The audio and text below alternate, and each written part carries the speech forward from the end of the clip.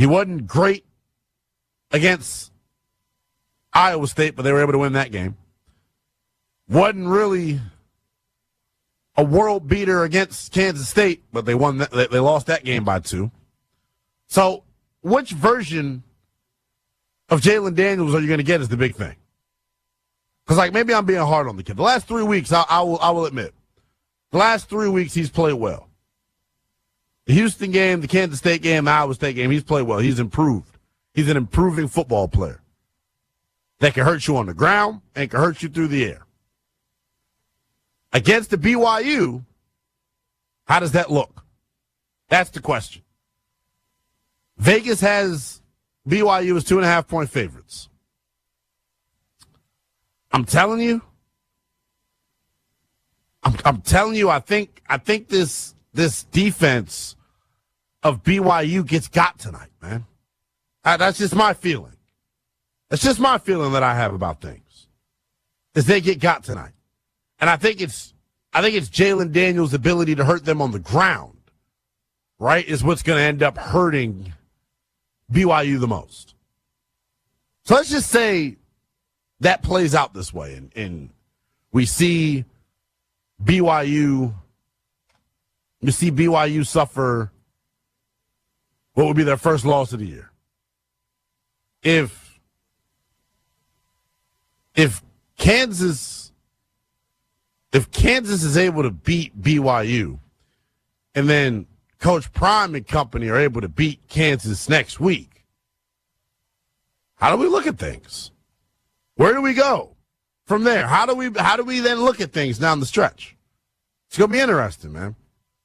But I'll say this. The main thing and the main premise I wanted to get at is, as loud as you all were on the phones, as loud as you all were on Twitter, X, whatever you want to call it, tweeting at me, saying that, oh, what are you talking about? You're being biased about Coach Prime. Oh, what are you talking about? That program's got a ways to go. They can't stop anybody. The quarterback's not for real. Look, man, I'll say this. College football is better off with Colorado being relevant, and the sport is better with Deion Sanders being a part of it. As much scrutiny and flack as he caught this offseason, right? The guy's got the goods. Talking about Coach Prime. He knows how to get the most out of his guys. That's what he does. We've seen it work on the collegiate level. Can I tell you what? You look at last year, and I know the record last year wasn't great, and they struggled down the stretch. But you look at the stimulus package he brought to Colorado last year, and then you look at the turnaround that we've seen on the football field, he's got all of the makings of a superstar head coach. You know who can use a superstar head coach? Certain team in the National Football League. I'll tell you where, if Coach Prime wants to leave Colorado. And I know he's talked about it, saying it's a no-no for me. But, man, there's one scenario that I've brought up numerous times here on the Infinity Sports Network that I think is closer to happening now than it's ever been. We'll tell you that on the other side of the break. First, the Sports Flash with Erica Herskowitz. Infinity Sports Network Sports Flash. All right, Linnell, this report is brought to you by Prize Picks. Football season is here, and Prize Picks is the best place to get real money sports action. Download Prize Picks and use code PRIMETIME and get $50 credit instantly when you play $5. Must be present in certain states where it is lawful to wager. Visit prizepicks.com for restrictions and details. We get it going with the top 25 college football scoreboard. At the half, second-ranked Ohio State leads Northwestern 21-7. Also halftime, number 3 Texas in front of Arkansas 10-zip. Late second quarter, 17th-ranked Colorado leading Utah 14-6. Also in the second, it's number 20 Clemson in front of Pittsburgh 14-7. At the half, 25th-ranked Tulane leads Navy 14-zip. Tonight, top-ranked Oregon visits Wisconsin, and in a matchup of ranked opponents, number 7 Tennessee travels on a bye this week. Earlier today, they gave head coach Kirk Cignetti a new 8-year contract extension that'll run through 2032 and pay him around $8 million a season. One game going on in top 25 college basketball right now. Number 6 Duke blowing out Wofford 69-22 in the second half. Tonight, top-ranked Kansas hosts Oakland. From the NFL, the Patriots are expected to activate defensive tackle Christian Barmore ahead of tomorrow's game against the Rams. He's been sidelined since July with blood clots. Earlier, New England reportedly waived wide receiver Tyquan Thornton. He's been inactive each of the last 2 weeks, and rumors swirled that New England was open to trading him before the deadline, but there weren't any takers. Bills head coach Sean McDermott told reporters today he's optimistic wide receiver Amari Cooper will play against the Chiefs. Cooper listed as questionable with a wrist injury. Meanwhile, after missing 3 games with a quad injury, Bengals wide receiver T. Higgins is expected to play tomorrow against the Chargers. Niners running back Christian McCaffrey removed from the injury report, so he will play against the Seahawks. One matinee in the NBA today. The Hornets host the Bucks in Charlotte at 3 Eastern. In the NHL first period, the Blues and Bruins are tied at 1. I'm Erica Herskowitz. This is the Infinity Sports Network. Follow us on X. Our handle is INF Sports Network. That's INF Sports Network on X.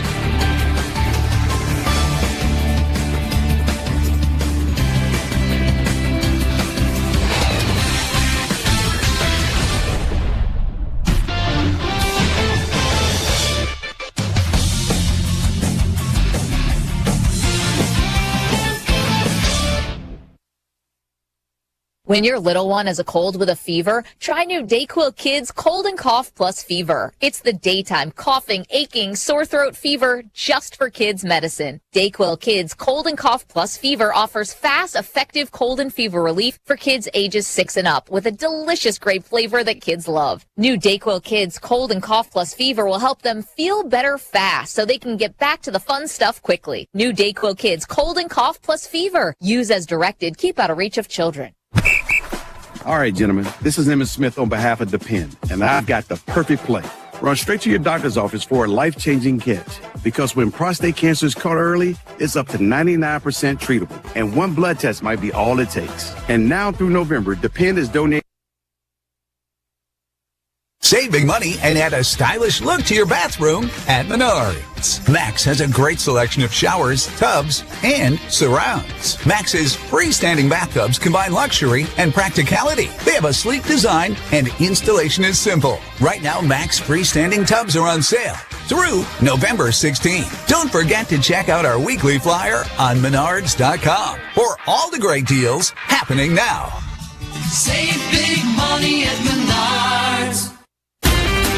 WKTY has been your home for UWL football for over 70 years. A tradition that continues today. Nice jump cut move, and he's into the end zone for the touchdown. Every Saturday, from non-conference play to late-season conference rivalries to the D3 playoffs, UWL plays here. Intercepted on the play, and that's a pick six for the Eagles. Let's head to the field and join the voice of college football on WKTY, Drew Kelly.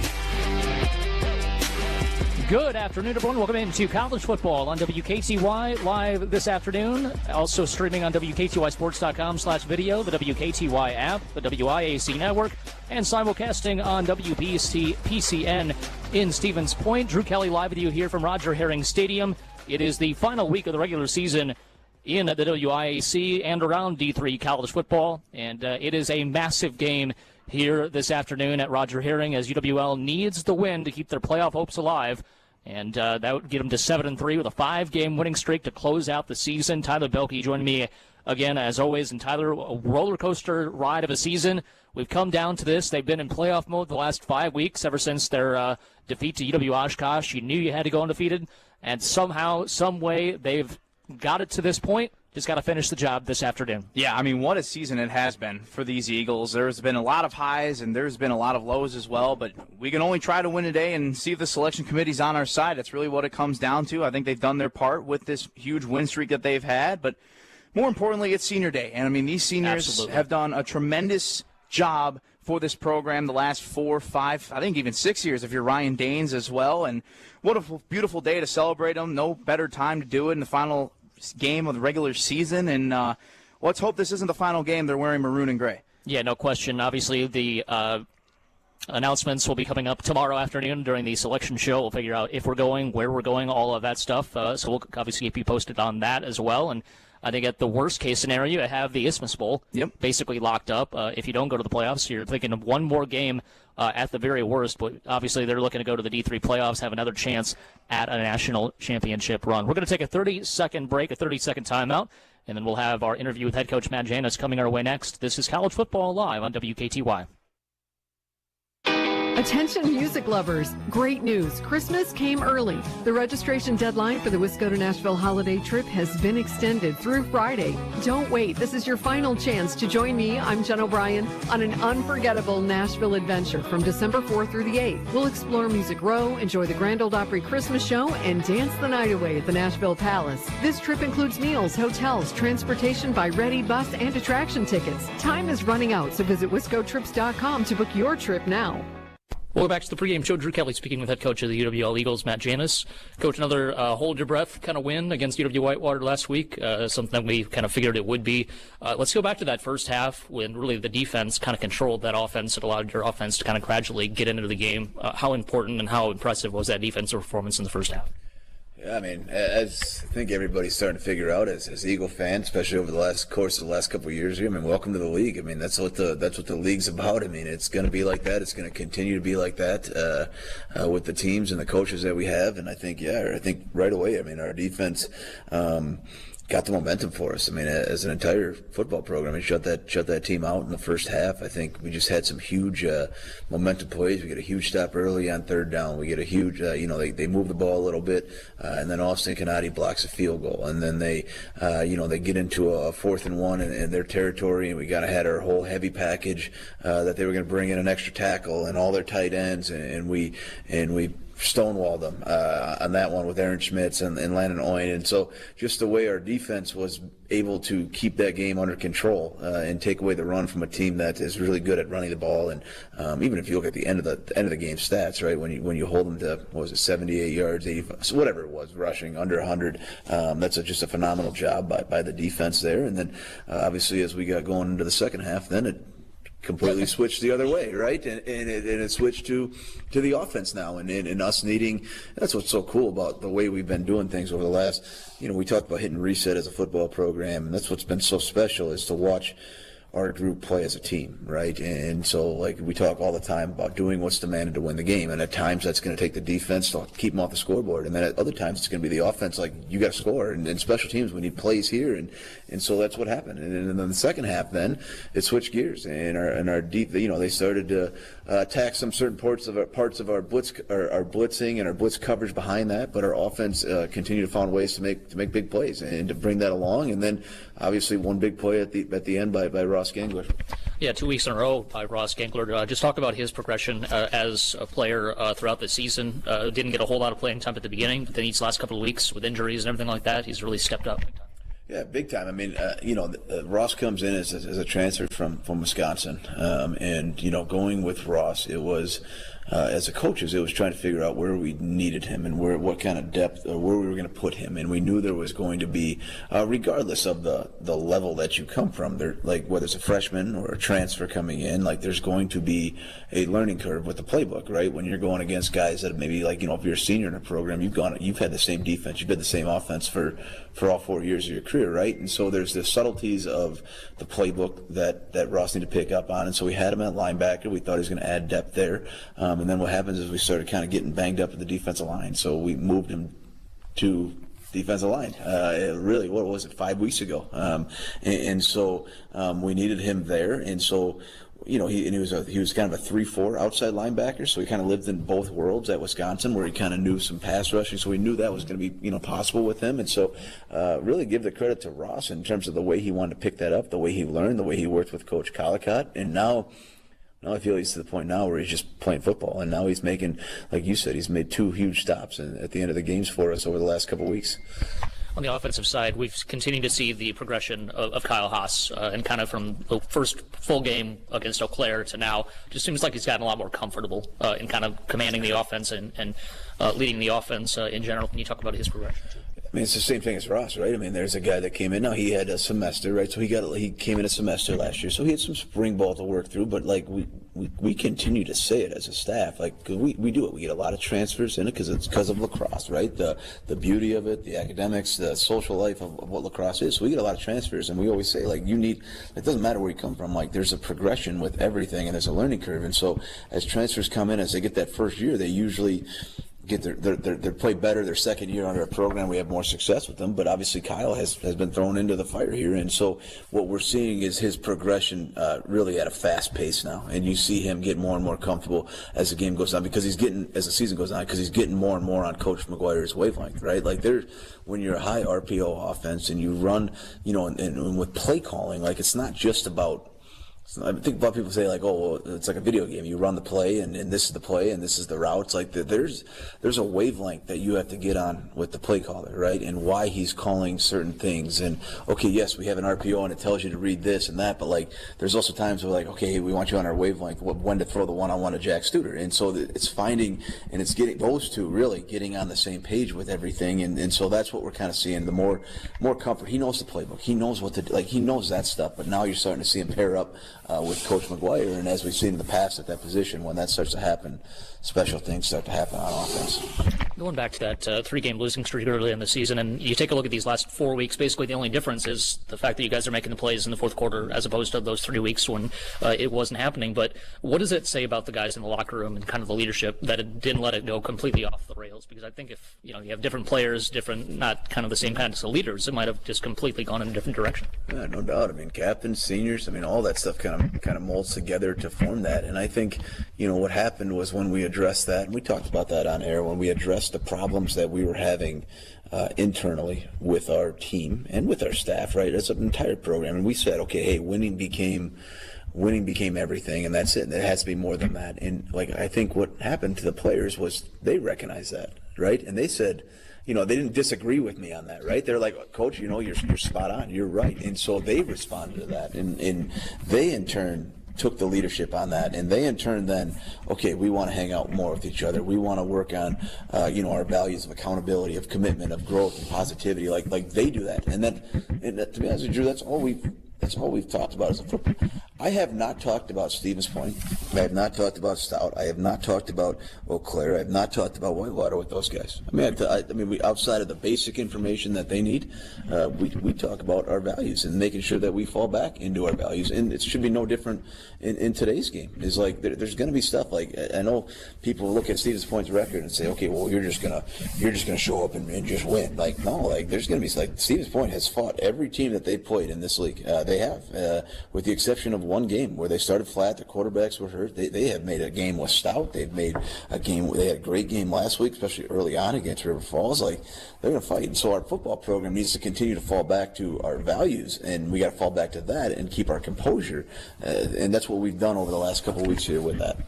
What have you learned about yourself as a coach? Obviously, because that was kind of the first kind of main hiccup as far as on-field results since you've been here, outside of maybe the Wardburg loss at the end of the season. But I guess what have you learned about yourself in this process and kind of going throughout this year?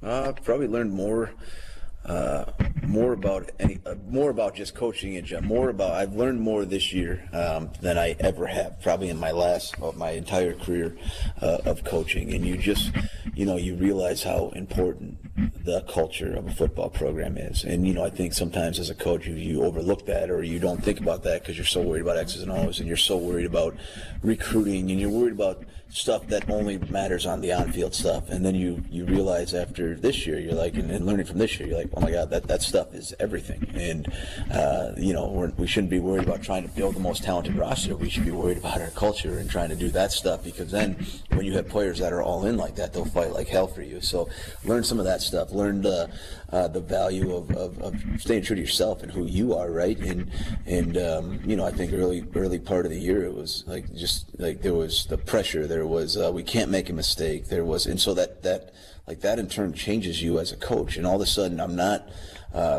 Matt Janus, the person. I'm this other guy, and you stepped wrong. Why did you step wrong? What are we doing? Like, you know, and you kind of get it. You fall into that, and you're not purposely trying to, but like that's what you kind of fall into. And so you see the value of, okay, you got to be yourself, and it is for all of our guys, right? That's not just me. That's all of our staff. That's all of our players, and not changing who you are and not letting that stuff affect you. And so, like I said, I mean, to be honest with you, Drew, I could write a freaking book about this year. I mean, I could write a whole book on what not to do as a coach and what to do and all that stuff. Going into this game against Stevens Point, you mentioned some other close games that they've had in this conference season. Bryson Cashin, kind of their main running back. Miles Gallagher on the outside as a receiver. What do you see from this Stevens Point team? So the things you'll have to look out for. Well, they're going to see just bombs. That's what we're going to see from their offense. I do think that. I think they're at this point where they're just going to throw the ball in the air as high as they can, underthrow it. It doesn't matter to number 0. And they do a great job. He is a good player. He is a good player. His stats prove that. But they also get more PI penalties than anybody else. So Coach has got to keep his composure here as we get going in this game. But they do. The ball just kind of hangs there. And so we're going to have the shots that we're going to have to deal with. The running back 15, I mean, we've been going against him. I think he's a junior now. It feels like a long time, and he's a good player. He is. He's powerful. He's got some nice cuts. They use him as a kind of a wildcat back. But, for us, this is going to be a lot of work defensively for our staff and our players as the game goes on. They are if we pull up their formations and the amount of formations and plays they run, I mean, you're talking more formations than we've seen from anybody all year. So they are constantly moving that around. And so the game will settle down. His game plan will settle in. But we have, and our players don't even know this, we have contingency plan on contingency plan for every single formation that they do. And then defensively, we're going to see a very different type of defense. We're going to see a really kind of more of like what people see in our nickel package, where you're going to see more of a 3-3-5. You're going to see 3 high safeties. You're going to see an odd front. They're going to try to funnel everything to like their middle safety. So it's going to be a very different look. They're going to have big overhangs. And so Kyle needs to be patient. He does. And needs to be patient. And we got to be able to just run the ball down their throats. I mean, that's the reality of it, is that we got to be able to establish our duo game. We got to be able to be physical, especially from the tight end to tackle standpoint on the box. We've had a good week of practice. Dane Walters had a really good week of practice with this and trying to figure this out. But we got to get our run game established so that we can force them to have to play other different coverages to stop the run. Finally, Coach, some keys to the game to get a victory on Saturday. Keys to the game here. Defensively, I mean, it's all about the shots, right? Can we defend the shots? And we got to be able to play, they're going to get a few. Like, that's just how it happens. They're going to get a few shots. They're going to get a PI or two. But we got to keep them out of the end zone, the shots, and rally up when they do complete one. And then I think on offense, it's just patience. It's just, we're going to break runs. We're going to break some runs today. Gabe will break some. All of our backs will break some. But it's our quarterback staying patient. And really for our team, is to keep our composure.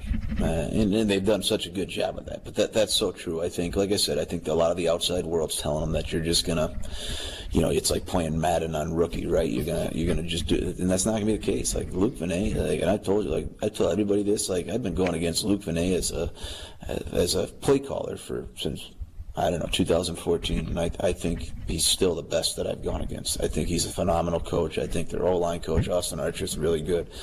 I think they're really good coaches, and they're going to have a really good plan. And for me, I just get excited to play against Luke because it's so challenging and it's so much, and it's going to be I'm going to have fun, just fun, with the chess match that it's going to become. And so, so patience, I think, as this game starts to settle in. Before I let you go, finally, senior day, just talk about what this entire group has meant to the program, kind of the level that they've taken it as far as the improvement.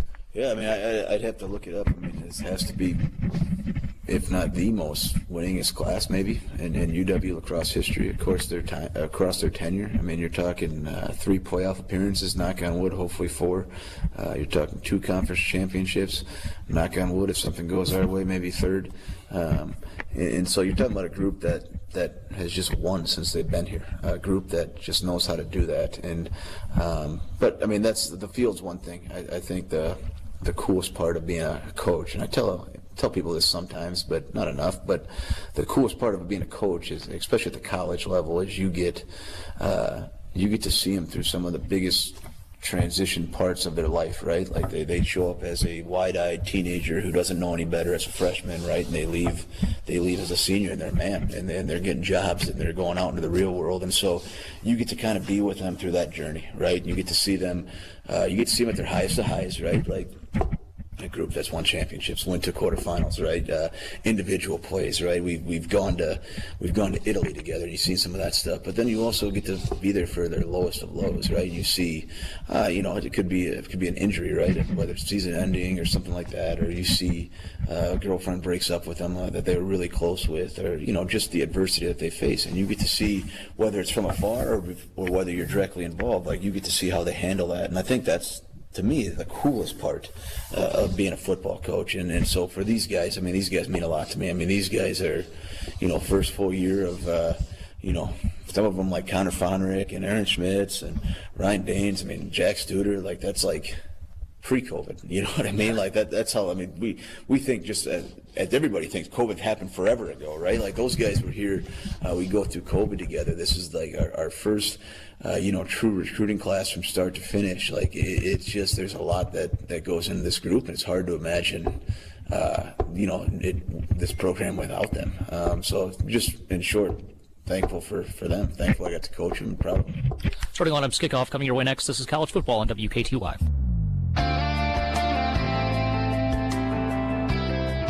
Back here at Roger Herring Stadium, just about set for the national anthem. You'll hear that from the Screaming Eagles marching band as 23 seniors were honored with their parents here this afternoon, and a lot of fantastic names on that list. We'll be running down those throughout the rest of the day. But let's go live to the PA announcer, Art Fay, and the Screaming Eagles marching band. As we honor our nation with the playing of our national anthem by the Screaming Eagles marching band.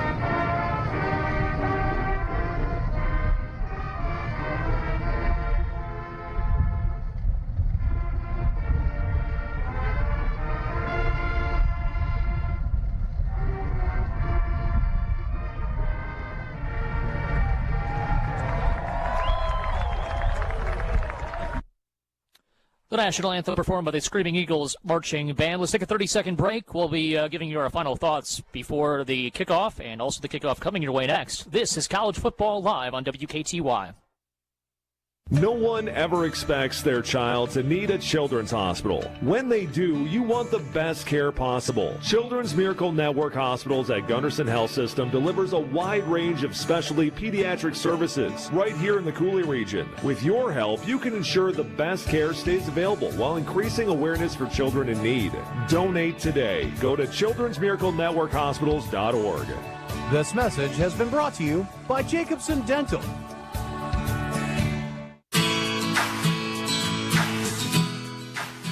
Welcome back to the pregame show. Drew Kelly, Tyler Belge, live with you here this afternoon from Roger Herring Stadium. And just about set to get things underway. And we talked about the senior leaders, the senior captains on this team getting set for the coin toss against this Stevens Point Pointers squad. And UWL comes into this one 6-3, 4-2 in conference play. Stevens Point 1-8, 0-6 in conference play. The four captains and the four members of the coin toss. Going to be number 9. That is Tanner Newland, Gabe Lynch, the junior, number 77, Nate Hippus, and number 58, the offensive lineman Levi Litke, the senior from Fond du Lac. So Lynch, the only junior of that group, will be back next year, and we'll have the coin toss. We're going to keep it here. Not sure with the wind and all that stuff how well the microphone is going to be working. So we'll keep it here. We'll let you know what the case is. And Tyler, as we get set for kickoff, some of your keys to the game for UWL victory this afternoon. I think the biggest thing, as the interview kind of was mentioned and Coach Janus mentioned, is the defensive coverage. I think they got to be able to be ready for those deep shots. Stevens Point, I think they're ready to let it fly. It's going to be up to these defensive backs stepping up and making big plays today. They're going to get tested like they did, I think, like last week against Whitewater. There was some soft coverages that was blown, and Whitewater took advantage of it. They got to look out for that. Next thing is just be patient. Things may not develop right away, right? You might be down a score early. Just relax. Don't lose your composure. You might get flustered here and there, but just play all 60 minutes of this game, and everything should be coming your way, and you should be able to take care of business. And lastly, don't overlook opponents. I understand Stevens Point. They're not, perfect what they say. I mean, 1-8 on the season. It's not a good year for them. There's no doubt about that. And people think that's going to be a cakewalk, but at the end of the day, it's football. Anyone can win at any time. There's a lot of focus on the selection show tomorrow night, but you got to take care of business today. Yeah, you don't take care of this business today, you don't have to worry about Selection Sunday tomorrow. So that's going to be one thing that UWL, I'm sure, does preach to their guys all week long. And Stevens Point won the toss, chose to receive, so they will get the football first. And UWL's defense, which has been phenomenal, especially situationally in this 4-game winning streak, will be on the field to begin this game. We'll see if the Eagles can pin them deep, as obviously the kicker, Michael Stack, is still the kickoff man. Have the other, kicker, Maddox Pratt, blank there, doing the field goal kicking. But it will be Stack kicking it away, trying to get this into the end zone for a possible touchback. 15 minutes are on the clock. Stevens Point in their all-white jerseys with yellow numbers, and UWL in the maroon jerseys, white numbers, white pants, and silver helmets. And the Eagle emblem on the side. Stack will kick it away. Back to receive the kick will be Zach Lynch and Bryson Cashin, big-time offensive running back. We're going to see quite a bit of him in this game. They don't throw it a whole lot, and immediately we're seeing the weather impact of the afternoon, as it was a 16-mile-an-hour wind out of the south. 41 degrees is the feel-like temperature, 47 the actual temperature. So a little bit chilly as we get to playoff football next week, but that's the way it's supposed to be. You're in November, so we had quite a bit of the season, which has been perfect weather. So a little bit colder here today, but a good crowd on hand to see these seniors off with their final regular season home game as Eagles. Michael Stack runs into the kickoff, and it'll be into the end zone for the touchback. Letting it go out of the back of the end zone there was Zach Lynch, and it'll be 1st and 10 for the Pointers at their own 25-yard line. Appreciate everybody tuning in again at WKTYSports.com/video, the WKTY app, also the WIAC network, and live here on 96.7 FM, 580 AM, and also simulcasting here this afternoon on WPCN in Stevens Point. So it'll be a shotgun formation here. Under center is Jake Lier. Kind of a wishbone formation for a minute. Then he motions the running back out to the right side. Then another receiver goes out to the right. It's going to be a pitch play right side. Blockers out ahead. Only a gain of about 2 on the play. Lots of motion to begin the game. Bryson Cashin gets the pitch play to the right side, and it'll be 2nd down at about 7 after the 30-yard pickup. I mean, this defense, you can just go back to this Eau Claire game to start this huge winning streak. There's been so much improvement from them. And, I mean, they stepped up in a big way against Whitewater as well. They got stops when they need to and turnovers when they need to. We'll see if they can do that again today. Double tight end set either side. Cashin goes in motion as the running back. Handoff up the middle. Good hole between the guards and center. And a big-time run that time. Gain of about 7 or so. Going to be 3rd down and 2. And so that's the way you want to start the game if you're Stevens Point, getting in these third and short situations. 14-14 to go here in the first quarter. And again, a possible situation to get them off the field. We'll see if UWL can convert defensively. One receiver line up to the left side. Tight end right side of the line. Wingbacks on either side. Cashin goes in motion. Pitch play to the left side, trying to get to the edge. He is hit right at the line of scrimmage and pops off that attempted tackle and gets ahead to the 35-yard line for the 1st and 10 right at the sticks. I believe he's going to have the first down, and they will give it to him. So it'll be 1st and 10 from that point. And again, using lots of motion, got to be patient, got to be trusting your eyes as far as your defensive lineman and front seven, and just knowing your gaps, where you should be on the field at all times. Yeah, 100%. And UWL did a great job of handling the run game against Whitewater last week, and I think you need to be able to do the same today because those last 3 plays have all kind of been pitch plays. Here is a play-action fake. Lier trying to float it out to the tight end. Incomplete. Good coverage on the plate. Tate Pitcher knocking it away from the tight end that time. Intended target was number 85 there for the Tyler Lemke, yep. The tight end from Elkhorn.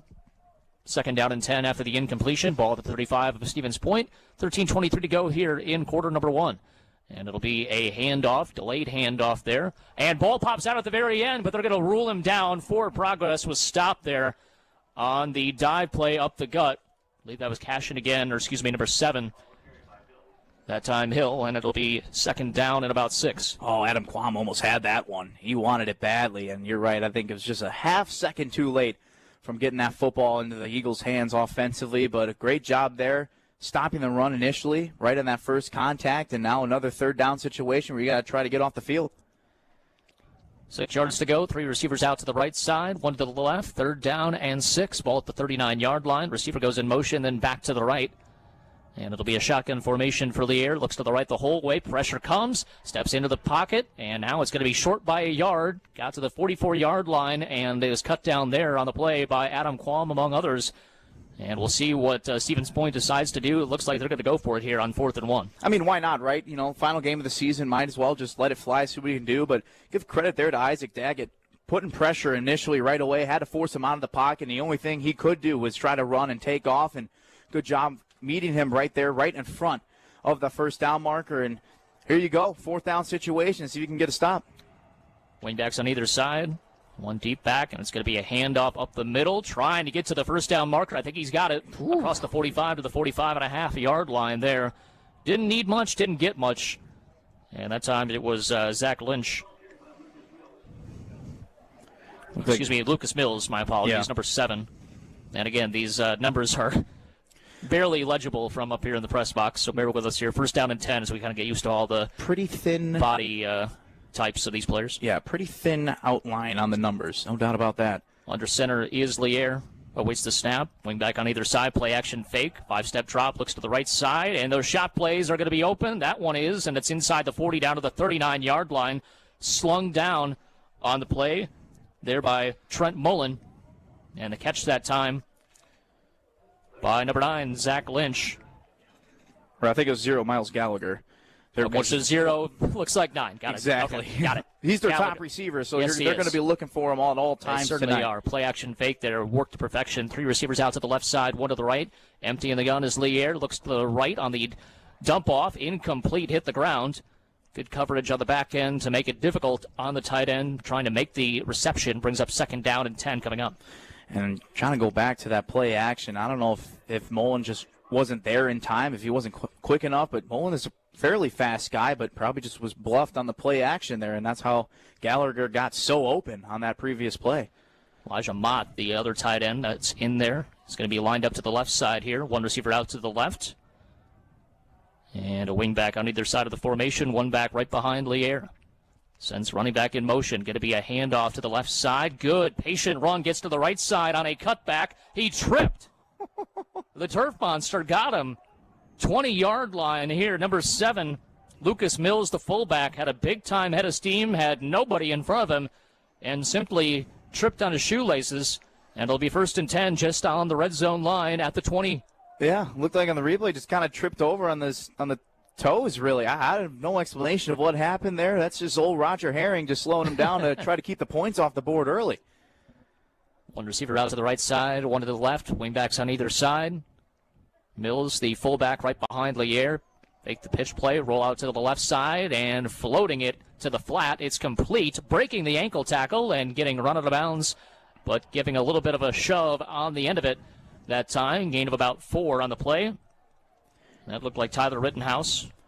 And Tanner Newland was there on the good coverage, but you got to be able to make that tackle initially. You can't have these guys break tackles and break free, and I know if some Eagles fans, if you're watching, you might be stressed out a little bit, but we got to remember they did this same exact thing to River Falls last week as well, right? They came out hot, and they came out with a 7-0 lead to end their fourth quarter. So, again, it goes back to just be patient. Don't get flustered too early. 2nd down and 6. A little bit of a slow start for the Eagle defense. We'll see if they can pick it up. Hand off up the middle to Cashton. Cashton is going to keep his legs driving to the 10-yard line, close to the line to gain maybe a half yard short.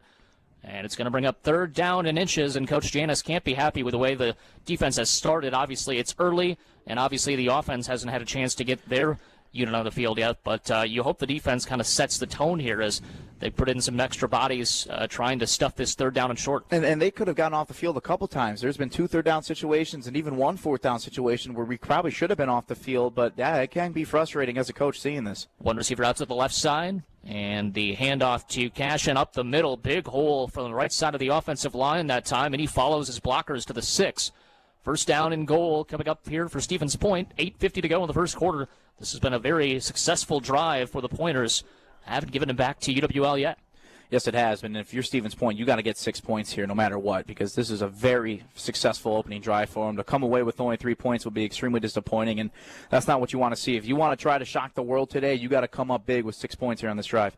Tyler Lemke, the receiver to the left side. Under center is Lier. Sends a receiver in motion. Going to be a pitch play out to the left side. They've got a edge and trying to reach for the pylon and getting into the end zone for the touchdown that time. Zach Lynch gets the 6-yard touchdown run.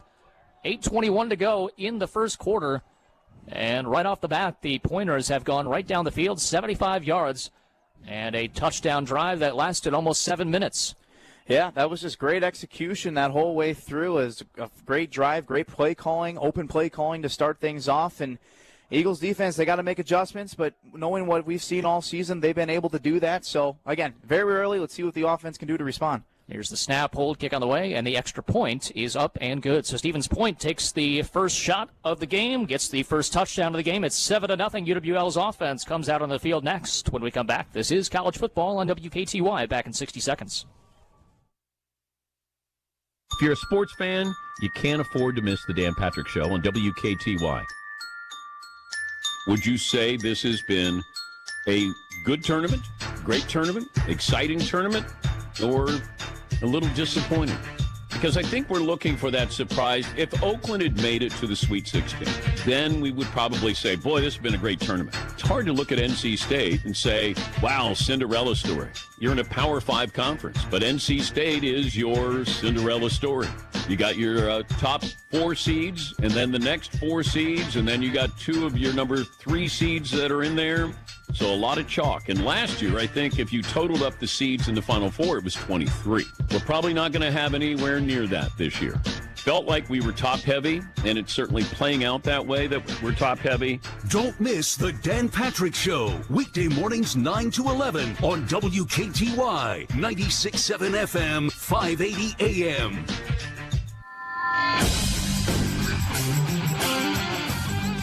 A 6-yard touchdown run by Zach Lynch to get the Pointers on the board.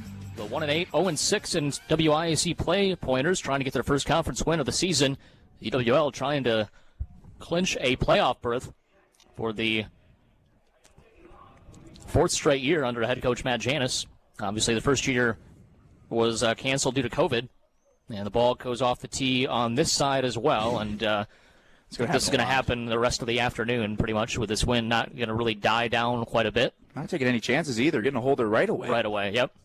Didn't do that for the UWL one. The Stack was able to boom it into the end zone. And again, the wind is in the face of this direction kicking, so we'll see how good field position UWL is able to have. 8:21 to go in the first quarter, 7-0 Stevens Point after a very successful opening drive.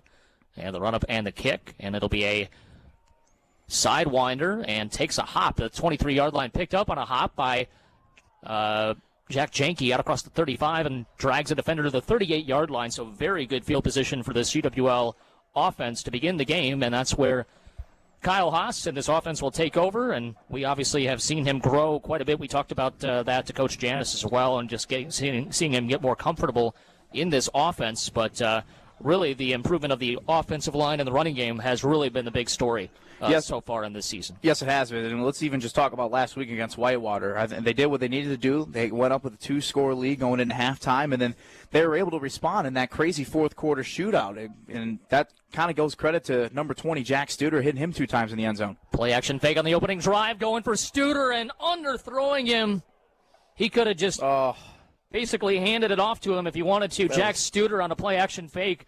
Had nobody in the vicinity. Could have been an easy touchdown, and Kyle just underthrew it. Oh, that was 6 points right there. We would have been tied and gone to commercial break right away, Drew. Man, oh, man, you wish you had that one back. But great opening first play call. And Absolutely. Stevens Point got to watch out for number 20 all day today, I think. I think they're going to try to feature him, give him kind of a show on the last game of the regular season. Handoff is to Gabe Lynch, and he's going to power his way to the 40-yard line, kind of backed his way the last couple of yards there. Brings up 3rd down and 7 at the 40-yard line. And I think Jack was a little bit too open. I think Might have been. I think Kyle just got a little bit too excited. Freaked His eyes out. were wide. Just like, yeah. I can't mess this up. He's Wait a minute. too open. Jack Studer's wide? Nobody's covering him? That's a first. 3 receivers out to the left side, 1 to the right, shotgun to the backfield. Running back to the left of Kyle Haas. 7:37 and counting in this first quarter. First drive of the game for UWL.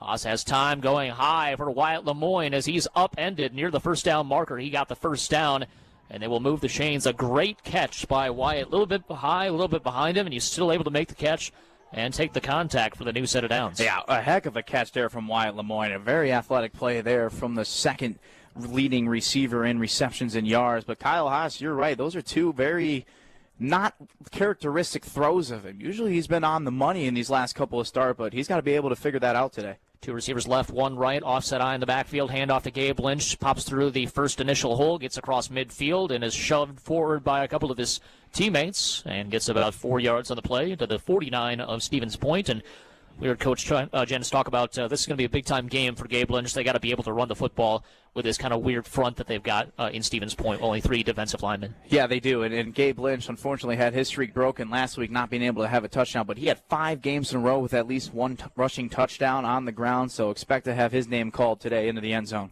4 receivers set on 2nd down and 6. 2 receivers set to each side, and a play-action fake. Haas feels pressure from behind, doesn't get sacked. That was close. Rolls out to the right side, fires deep down the field. Jack Studer alone inside the 5, dragging a defender to the 1, and it's first down and goal right at the doorstep of a 6-point score and a late. Do we have a flag? Nope, we're good. It looks like there was one there last might be second. At the last second. Take a look at the replay thrown, here, though. I mean, Kyle Haas, great pocket awareness, had it coming, and whoops, get out of there immediately. Run to the right side, buy yourself some time, and throws it downfield to your number 1 target, Jack Studers. But we will see what this penalty's on. I'm hoping it's not a holding penalty or anything to bring this back. An eligible man downfield, and that's obviously the worry you have when those plays take a long time to develop. Obviously, almost a sack. He had to go down over to the right side and allow those receivers to get open down the field.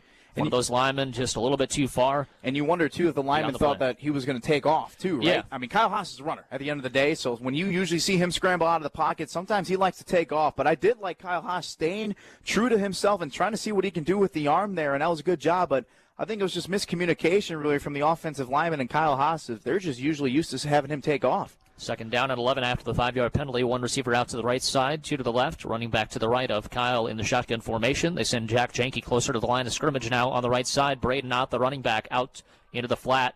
Firing complete to Wyatt Lemoyne. That was right on target. He's going to stiff arm his way and spin off a defender and get a couple of extra yards out to the Stevens Point 45-yard line. Going to be short of by about 3 yards to go. That was a gain of 8. I love 2nd and 11. I love having that crossing route crutch, it feels like, for Kyle Haas. If his first and second reads aren't there, he usually can always find either a guy like Wyatt Lemoyne or Jack Studer coming across the field and easy dump to him, and that's a huge gain, for those 8 yards there. Now you set yourself up to a 3rd and short and a 3rd and way more manageable.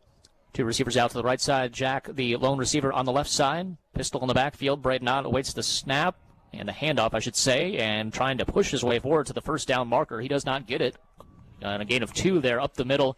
Good job by the defensive line at Stevens Point of getting to the second level there to shut them down. You got to go for it. And they're going to bring out some bigger bodies and go for this one. Yeah, you should. I mean, you got to send the message right back to Stevens Point. I mean, you just gave up 7 points pretty easily, so you got to be able to keep your offense on the field and try to respond. 4th down and 1. Marco Reikovic comes out as the tight end to the left side of the offensive line. Fullback in there as well. One receiver set to each side as Keaton Hart goes closer to the line of scrimmage. In motion. Handoff is to Braden Knott, and he did not get it. He's stoned back at the line of scrimmage, might have even lost a few inches. And Stevens Point is coming out with their hair on fire, and UWL has to answer suit. 4:32 left to go in the first quarter, and the Pointers are going to get the ball back at their own 44. Yeah, I don't know how I feel about running that pretty much the same play call. Obviously, the formation was a little different. They sent different types of bodies in there, adding Reikovic back in there, but I don't know if that was the right idea. I really wish I would have seen Kyle Haas do more with the football there, whether if him being patient and trying to find that 1 yard or even him throwing it there. But, again, that was just give credit where credit's due for Stevens Point. They held their own and getting the stop when they needed it. One receiver set out to the right side. Fullback right behind Lier. One wing back on either side of the formation as well. Play action fake. 5-step drop. Lier has time. Looks to the flat on the right side on the right side near the sideline, and Cashin almost caught the football with his feet in bounds. Did not have him in bounds, though, so it brings up a 2nd down and 10. Kind of a wheel route out of the backfield there for him, and a good coverage on the play as well for UWL to make that difficult, but it is 2nd down and 10. That was a heck of a ball thrown, too, as well. I mean, that was almost perfect, and it was a very good effort there from Cashin, but just not enough to keep his feet in bounds. 2nd down and 10 after the incompletion. Handoff to the right side, getting eaten up immediately. What a great job by the defense of UWL crashing in there. That's Ross Engler. Absolutely. And what a last couple of weeks he has had. Obviously getting the game-winning plays the last couple of games. Lucas Mills had absolutely nowhere to go. He's stuffed for a gain of 1. 3rd down and 9. Yeah, Engler has improved a lot, and I think he's kind of figured out where he needs to be defensively, and I think that's helped him improve so much, and that's why he's able to make big plays like that. 3rd down and 9, 2 receivers out to the left side, 1 to the right, shotgun in the backfield. The air with the running back to his left, that's Cashin. Looks to the right side on a fade route. It's going to be incomplete, a little bit too close to the sideline there. Good coverage on the play by Tate Pitcher. They were looking again for number 85, Tyler Lemke, their sophomore wide receiver. And it brings up 4th down and 9, so the defense gets the response that they need, only allowing 1 yard on that second possession after a very good offensive drive to begin the game for the Pointers. Yeah, and I think that was kind of a wake-up call in that opening drive. I think the defense all got together, as they usually do, on that left side of the sideline, and they said, hey, we can't have that happen again. Like, we have to be better at football as a general there. And they made a great play there. And Tate Pitcher, that was fantastic coverage. The only chance for Lemke to get it was on a fade route like that. So good job there from 33. Alex Sauer-Millie will punt it away, and that one is way up into the air, and it's going to get knocked down by that wind, and it's going to be a punt of about 20 yards, and it'll be 1st and 10 for UWL at the 44-yard line. And that just hit a wall literally in midair and went straight backward. That is unbelievable. So just kind of keep an eye out for that as this game continues. If UWL has different ideas on what to do on 4th and short and whatever the case may be, if they're going in that direction. Yeah, if you don't believe that the wind's 16 miles an hour, boy, you just saw it right there. I saw it with my very own eyes. That ball was going nowhere. So field goal kickers or any punter kicker is going to have a tough time going to that right side of the field today. 2 receivers out to the right side. Double tight end set on the line of scrimmage. Gabe Lynch to the right of Kyle Haas in the shotgun formation. 3:37 to go in the first quarter. 7-0 Pointers. Handoff is to Gabe Lynch. He is cut down immediately in the backfield. Great job there getting around the defensive end, or the offensive tackle, I should say. Looked like number 9, Gavino Lopez, I'm pretty sure. Yep. I mean, that's a good job for a defensive back, too, to make a big-time tackle like that against a running back like Gabe Lynch. I mean, Gabe Lynch is a tough guy to take down. 2nd down and 12 on the 2-yard loss. Coming up from his cornerback position to get that tackle there. Sent him on a blitz that time. 3:05 to go here in quarter number 1. 3 receivers out to the right side. Shotgun in the backfield. And it'll be a handoff again to Gabe Lynch. Big hole left side.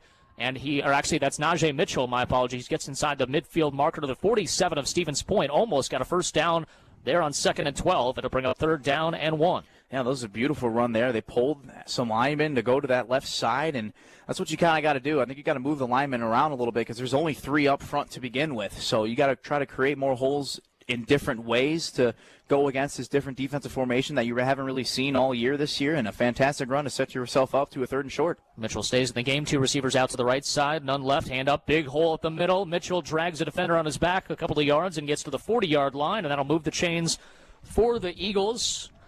2:19 to go here in the first quarter. Again, 7-0. Pointers on top. They had a great first possession lasting almost 7 minutes, and then a 3-and-out on their second possession. EWL kind of had things stall thanks to penalties around midfield, and now they get the ball back for the second time. 2 receivers out to the right side, 1 to the left. Gabe Lynch back into the game. Off to the left of Kyle Haas in the shotgun. They say Keaton Nart in motion. Little pop pass to him from left to right to left, rather, and he's going to drag a couple of defenders up the left sideline, inside the 35, down to the 33-yard line. Gain of 7 there on 1st and 10. And a good job of the exterior offensive lineman, obviously, one, getting him to the edge, but then the receivers on the left side of the field for UWL giving him those blocks to be able to get those 7 yards. Yeah, I don't think it gets talked about enough what these receivers can actually do with blocking. For sure. Yeah, we know what the hands that they have and the wheels that they have, but it's been the blocking that has been pretty much perfect all year long. Jack Studer goes in motion to the left side. Now 2 receivers right, 1 left. Play action fake. Kyle has all day. Pump fakes, goes over the middle, and that's going to be incomplete. Kind of floated it out there a little bit too far for Wyatt Lemoyne on a post pattern, and he was open, had a couple of steps on his man, just could not get there in time. It's going to bring up 3rd down and 3 coming up. And Kyle Haas was under so much pressure. He took a big hit, too, as he made that throw, so that probably had a big reason as to why that throw wasn't on target. I think if Kyle Haas had just another second more in that pocket, I think that throw would have been on the money. 2 receivers out to the right side, 3 to the left. Empty the gun here is Kyle Haas. At the 33-yard line, they need the 30 for a new set of downs. Pass play out to the right side. Wide open is Jack Janke, cutting back to the middle of the field. He's crunched down inside the 25 to the 23-yard line, but that will move the chains for a new set of downs. Officially at the 22 on a gain of 11. 3rd down and 3. That was just a simple hitch route. Nobody around him. That was too simple. I don't know what you're doing for Stevens Point defensively. Like, you got to realize where that 1st down marker is, and the fact that you're just letting him give up those 5 yards to begin with. He didn't even have to run to get those extra 5 more yards. He could have gone down right there and just moved the chains. 2 receivers out to the left side, 1 to the right. Shotgun in the backfield. Najee Mitchell into the game. Play action fake. And a screen pass out to Studer. Good block to Springham. Stiff arms a defender inside the 10, down to the 6-yard line. Gain of 17 there.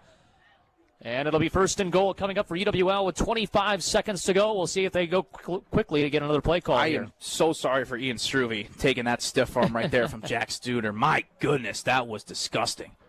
Kyle Haas wants to go, too. I mean, he's moving his hands saying, let's go, let's call a play. Got time. 10 seconds to go here. We'll see if they can get it off before the end of the quarter. Pistol formation with Gabe Lynch right behind Kyle. 3 receivers out to the right side. Now Gabe goes to the left of him. It's going to be a draw play. Big opening in the middle of the offensive line, and Gabe Lynch is the beneficiary of that great blocking. As the time hits 0 on the first quarter, it's 7-6 with the extra point pending with the wind at your back, which is the most important thing. That's why Kyle Haas wanted to go. Clearly he saw something, and give it to your playmaker and Gabe Lynch. And there's one thing, I know it's senior day, but all 3 running backs for the Eagles are not seniors. They will all be back next year, so that's going to be exciting to watch. No question about it. It'll be Maddox Pratt kicking this extra point to make it a 7-7 game as we go to the second quarter. Awaiting the snap. Kyle Haas, the holder. Good snap, good hold, kick on the way, and the kick is right through. And so UWL has answered back after that long touchdown drive and kind of stalling on offense. They get the 3-and-out and get the touchdown on their very next possession. And we go to the second quarter, 60-second break, 7-7 here at Roger Herring Stadium. This is college football on WKTY. The Jim Rome Show on the Infinity Sports Network. For 2.5 quarters, it was all Bengals. It looked like exactly the performance they needed to get their season back on track. They go from up 14 in the second half to 21 unanswered points, and they end up going down again. What a brutal loss for Cincinnati. Also, Lamar Jackson still owns them. Every day from 2 to 4 on WKTY. For some households in our community, it's a struggle to put food on the table. The Hunger Task Force believes everyone has a right to free food when there's a need. That's why they distribute food to over 100 area meal sites, pantries, and youth programs. And they do it all for free, with help from people like you. Eliminate hunger. Go to lacrossehtf.org. The Hunger Task Force of La Crosse, your free and local food bank. This message brought to you by River Valley Remodelers. Improve your home, build our community.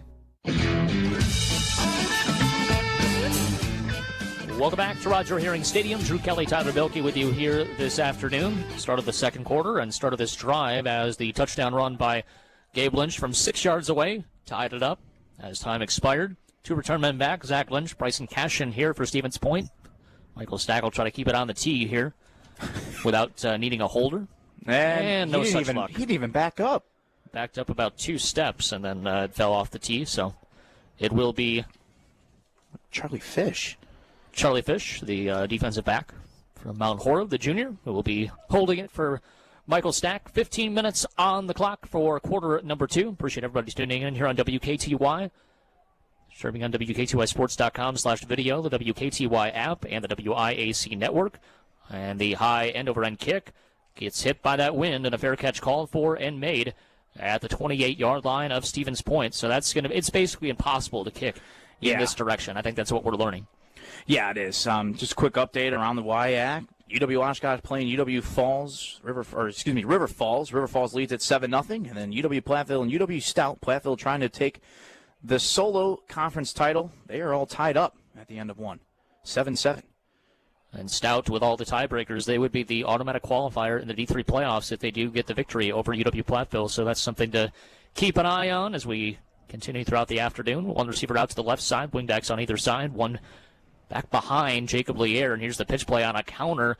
Good job on the fake and then trying to get it out to the edge, but a great job of the defense of rallying to the football, getting outside, shuts him down, 2nd down and 10. Yeah, there goes Ross Gengler again, just setting that edge on the outside and not letting anything go by him. He has done a fantastic job here late in the season, and he's hoping to keep that rolling in a playoff game.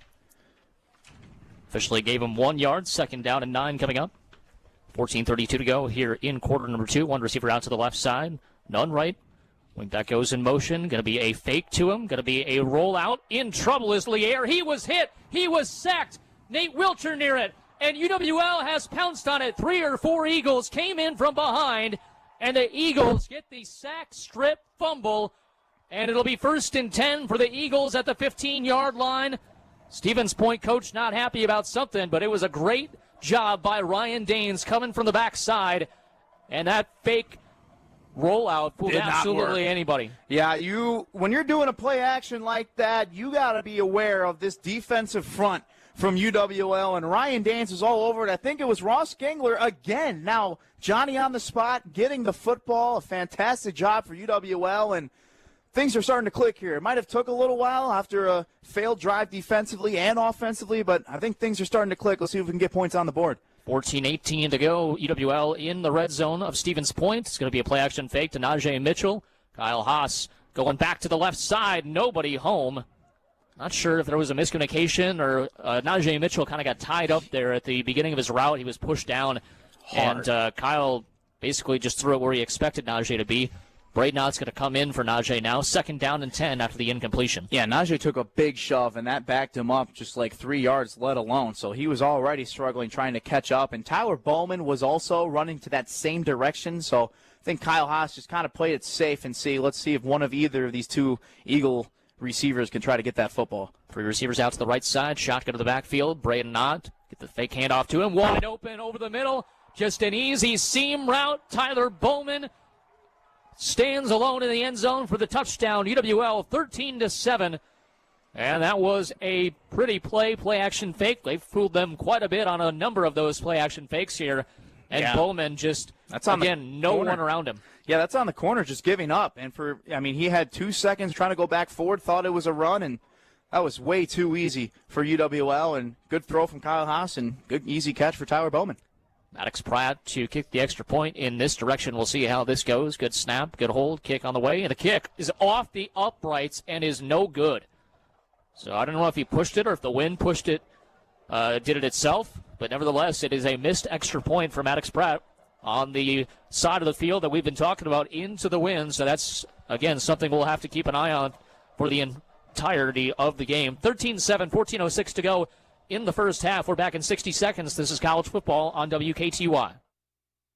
My name is Ariel. When I arrived in the U.S. at 19, I struggled to find job opportunities without my high school diploma. My entire life changed when I took a chance and got my high school diploma at age 22. Everything I have, my education, my career, my marriage, I owe to the Adult Literacy Center and my teachers. They were with me every step of the way, helping with my English and math, making sure I push through all the challenges. Ariel, your success proves that what I'm doing as a teacher has real meaning. It was an honor helping you achieve your greatness. Now you're helping others achieve theirs. It inspires me. Education was the key that unlocked all my opportunities. When you graduate, they graduate. Find free and supportive adult education centers near you at finishyourdiploma.org. Brought to you by Dollar General Literacy Foundation and the Ad Council. Welcome back to Roger Herring Stadium. Michael Stack going to kick this one away again into the wind. 13-7. It's just going to be a low-line drive kick, and I think that's the best approach as just a slide there, giving up on the play. The return man, one of the up men for Stevens Point. It's going to be 1st and 10 for the Pointers at their 33-yard line. 14:04 to go here in the first half. Yeah, that pretty much goes just as far, having that line drive. And then it also puts pressure on everybody on that Stevens Point, trying to be able to hang on to a football that's not normally used to catching a football on a return for a kickoff or a punt return. So right. You never know. I mean, I like the idea, and pretty much I think both teams are going to start doing that from here on out. Yeah, it just seems impossible with this wind to get it anywhere near the end zone on these kickoffs. 2 receivers out to the left side, 1 to the right, shotgun to the backfield. And it'll be a handoff, big hole left side, and Ryan Dane shuts it down. Handoff that time. Gain of about 3. I think that went to Cashin, if I'm correct. Yep, Bryson Cashin with a handoff. He got about 3 yards to the 35-yard line, and it's a 2nd down and long. Sorry, Drew, and a different quarterback we're seeing as well is number 1, Zay Zenger, coming in. Zav Zenger, the quarterback, going to be a keeper by him, and he is shut down at the line of scrimmage, maybe lost a half yard. Everyone in there on that tackle. Isaac Daggett in there. We've seen him a couple of times. Landon Oyen shoves him back as well. Brings up 3rd down and about 8 coming up. Yeah, don't try that on that defensive front. My goodness, what a brick wall from UWL, and it looked like Reese Jesko, the senior, getting in on some of that action. So good to see showing some senior love here today on Senior Day. 3rd and officially 7 yards at the 36-yard line. They say he got a yard before he was thrown back. Going to be a 4-receiver set. Empty in the gun here. 2 receivers to each side. Taking the snap. 4-step drop. Stepping up in the pocket. He's got some wheels. He's got a 1st down. He's got more than that. He's going to be finally revved down at the 49-yard line. Zay Zegner, the freshman from Freeport, Illinois, showing his athleticism. And it'll be a 1st down and 10 for the Pointers near midfield. He's definitely the running quarterback. I think you've been able to tell.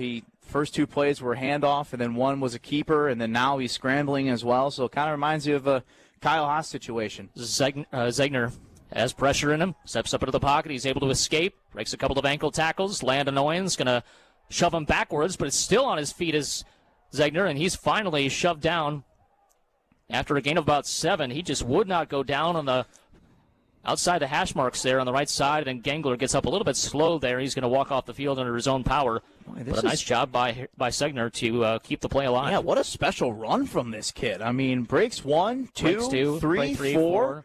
Still going. And then Wilcher can't get him just at the very last second. One that finally got him down, but a great 7-yard run. Whew. If ever there was one. He wished he had more than just 7 yards doing all that work. I can tell you that much. But this kid could be something special. Only a freshman. Watch out. And obviously with these running quarterbacks, it takes people a while to get used to them. Yeah, if big you're time. Not familiar that they're going to play.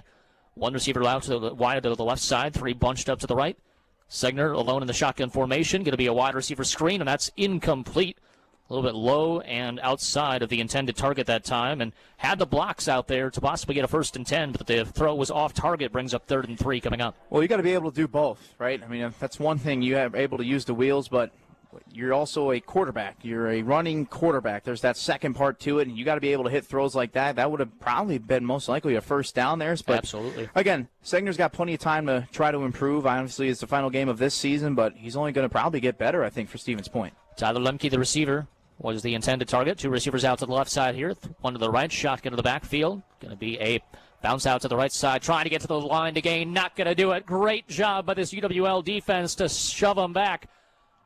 And that was Tate Pitcher again. What a game he has had so far already. A couple of breakups in pass coverage, and that time a great tackle for loss. Loss of 2 on the play brings up 4th down and 5 coming up. Tate Pitcher looked like he was a linebacker right there with a big-time hit, and that's what he does best. Man, oh, man, laying the boom just like that, and good job from UWL defensively, getting themselves off the field and getting the offense back. But some less optimistic news. Gangler is in the blue tent for UWL. So a little check on him. Going to be a 4th down and 5, and the punt will be a line drive punt. It's going to go behind Jack Shanky and try it. Easily go into the back of the end zone. So the wind obviously helping that as well on the bounces. And it'll be 1st and 10 for UWL up by 6. 10:59 remaining here in this first half. And the Eagles trying to extend this lead. Again, end of the first quarter for a lot of these games. It was 7-7 River Falls, or 7-0 River Falls beating UW Oshkosh. And then Platteville and Stout knotted up at 7 last time we checked here in at the WIAC. And Whitewater and Eau Claire will meet up starting at 2 p.m. here this afternoon. Shotgun to the backfield here. Kyle Haas with a running back to his left. 1 receiver split to each side as well. They send Keaton Arndt closer to the line of scrimmage on the right side of the formation. Play action fake going to the left side. Quick out route complete to Wyatt Lemoyne, who is tripped up as he gets forward across the 25 to the 28-yard line. Gain of about 8 or so. Going to bring a second short coming up. Offense is looking pretty comfortable after that first drive, and really I think the only reason why that first drive was kind of ruined was the ineligible man downfield. They were still having great plays on that opening drive as well. Obviously didn't get the result they wanted, got stopped on a 4th and short, but I think there's been pretty much for the most part 90% all positive things here for this offense. 2 receivers out to the right side, 1 to the left. Arndt goes closer to the line of scrimmage again in motion, right side of the formation, and Haas feels pressure, breaks out of a sack, fires incomplete, big-time hit on Marco Rajkovic right as he got the football to him. Brings up 3rd down and 2 coming up. That was Gavin Adams there, the sophomore linebacker, laying a big hit on Marco Rajkovic, and Rajkovic's a big guy. For Adams there to smack the ball out of, or just smack him to force the ball out of his hands, that was impressive there, and that was just an uncomfortable spot for Rajkovic to be in to try to hang on to that football. It was just an awkward position to be in, but see if they can reset here on 3rd and short. 2 receivers out to the right side, 1 to the left. Got to get to the 30-yard line for a new set of downs. It'll be a play-action fake, complete on a hitch route. That's just wide open for Wyatt Lemoyne as he's across the 35 to the 37, 38-yard line. Second time we've seen a 3rd down conversion just like that. Jack Janke obviously had it a previous possession ago. And it'll be moving the chains for UWL. If they're going to give you that, exactly. Yeah, don't make it any harder on yourself. If they're going to give you those free 5 yards, take it every single time. And again, Lemoyne got an even extra 3 or 4 more yards there, just taking a couple steps forward. Pistol in the backfield, now a shotgun formation. Running back lines up to the right of Kyle Haas. 3 receivers out to the left side. Rajkovic, the tight end, to the right side. Braden Ott got tripped up, I think, as he went through the line of scrimmage and picks up 2 to the 40-yard line, brings up 2nd down and 8. I don't know if anyone touched him or if it was just his own lineman or maybe the turf. Who really knows? It seemed like there was a little bit more contact than the run by Mills. That was completely by him alone. I think there was we can argue that. A little tripping of feet in the backfield. That was just Casper wrapping him up. 2nd down and 9 coming up after the 1-yard run. 2 receivers out to the left side, 1 to the right. Shotgun again here for Kyle. And play action fake. Tries to throw it into the whipping wind. Fires it. Wyatt Lemoyne had it on his hands and could not pull it in. He would have had 1st and 10 at the pointer 29-yard line. Fell off of his hands.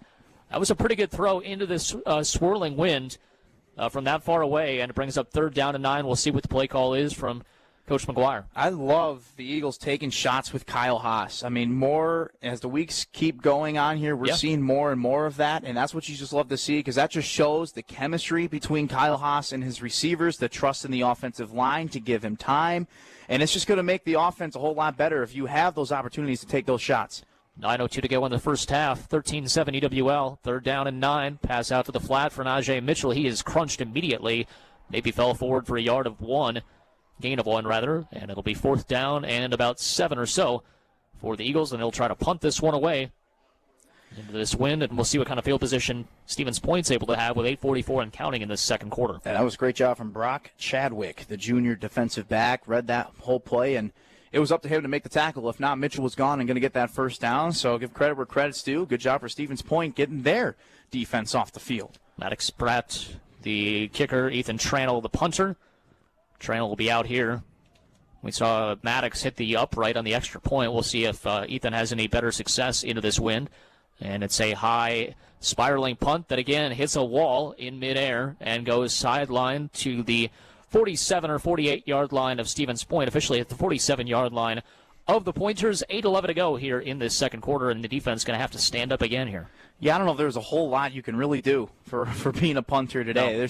There's not a whole lot you can do, and I wouldn't be surprised if that was like a 4th and 5, 4th and 6. UWL would said, yeah, we might as well just go for it. I don't think it'd make any difference field position-wise, and you also just got to have confidence in your defense making plays anyways, no matter where Stevens Point is on the field today.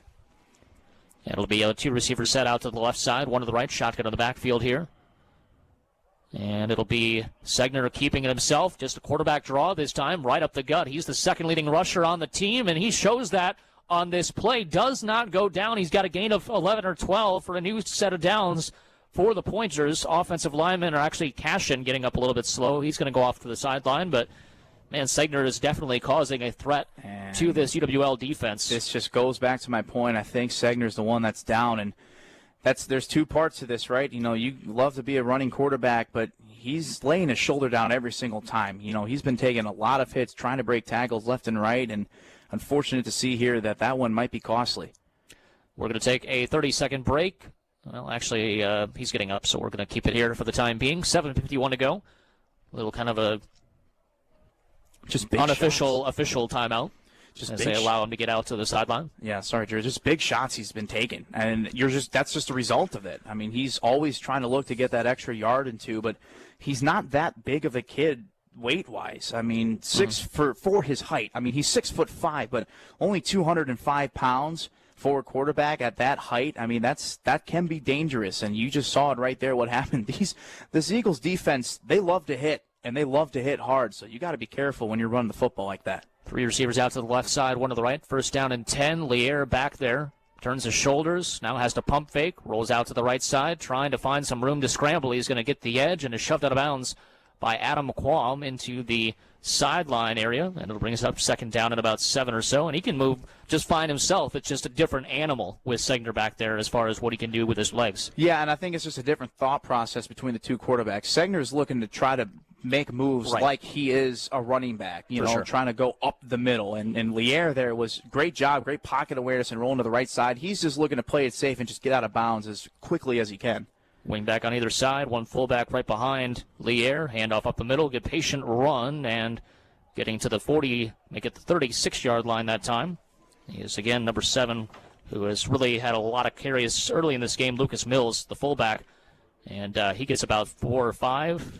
Going to bring up 3rd down and medium coming up. He would have broke free for a little bit more if it wasn't for Adam Quam with that wrap-up ankle tackle there at that last second. That was a pretty good initial hole that Stevens Point created for the fullback, and we've seen a lot of that.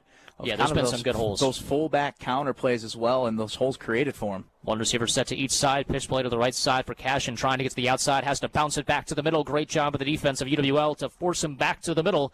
He's short by 2 yards at the 34-yard line. Obviously, probably 4-down territory in this position. 6:20 to go, but obviously the wind might help as far as the kicking game, but they are going to keep their offense out there for the time being here. It looked like in warm-ups, kicker was trying to get around that 40-yard line area, and no matter how much the wind was helping him, I don't think he was able to get it there. So I don't think the leg is 100% there for the Pointers.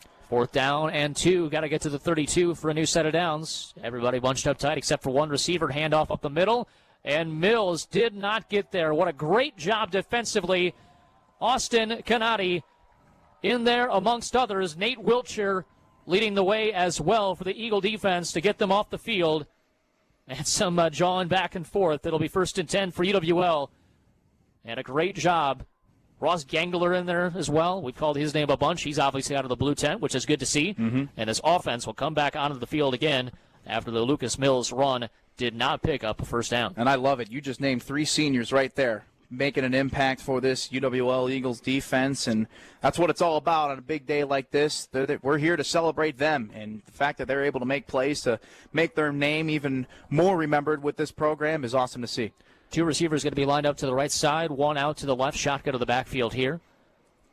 Looks like Braden out to the left of Kyle in the shotgun. Going to be a handoff up the middle, big-time hole. Actually, that's Gabe Lynch. Stiff arms the defender as he says, get off of me, to the 49-yard line. We've seen that a couple of times this season, obviously, and Gabe Lynch proves it again. He is more than just a scat back. He's got some power to his game. Boy, he is one of the best running backs in Division III football, and he's showing to you right there. Great hold from the initial in the offensive line, but boom, man, get off of me. He just did that to a linebacker as well. Like, that is just unbelievable stuff from Gabe Lynch. Najee Mitchell now, kind of a change of pace back, lined up to the right of Kyle. 3 receivers out to the right side in the shotgun. Going to be a play-action fake. Toss to Tyler Bowman. Nice juke move as he misses the ankle tackle attempted at him, and he's going to get down to about the 40.5-yard line. Gain of about 8.5, close to the new line to gain at the 39. And again, kind of going no huddle, getting the pace going up a little bit. 4:55 to go here in this second quarter.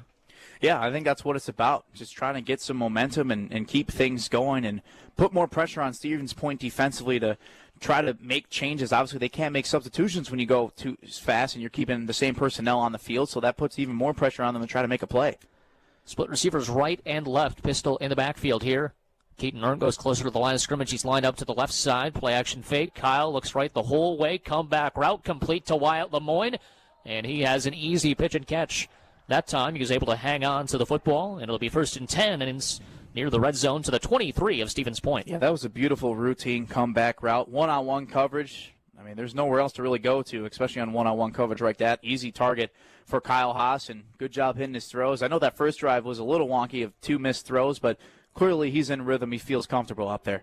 Lopez knocks him out of bounds to get the tackle. First receiver out to the 1 receiver out to the right side, 3 out to the left. Najee Mitchell get the fake handoff to him. Wide receiver screen out to the left side. Wyatt Lemoyne lowers the shoulder, uses that strength as he's inside the 10 down to the 9-yard line. He didn't have the blockers, so he just created the blocks himself. And it'll be 1st and goal coming up for UWL as we're inside of 4 minutes to go in this half. It's 13-7 Eagles. Yeah, I love we're playing a lot more left and right action here with the football on another wide receiver screen. And Wyatt Lemoyne, again, just all momentum forward and running some guys over to get the first down. As I think we'll have another injury timeout. Yep. Defensive player on the far side of the field is slow to get up. We will take a 30-second timeout. We're back after this. This is College Football Live on WKTY. It may not be on your mind, but it's the most important thing over your head. Your roof. Storm restoration, an exterior remodel, or just time to replace those old curling shingles. Next Level Exteriors is here to assist you. Their team of highly motivated, trained, and licensed professionals are ready to bring your home or business up to the next level. Commercial or residential, big job or small, the experts at Next Level Exteriors are ready for your call. Go to nextlevelexteriorsllc.com for a free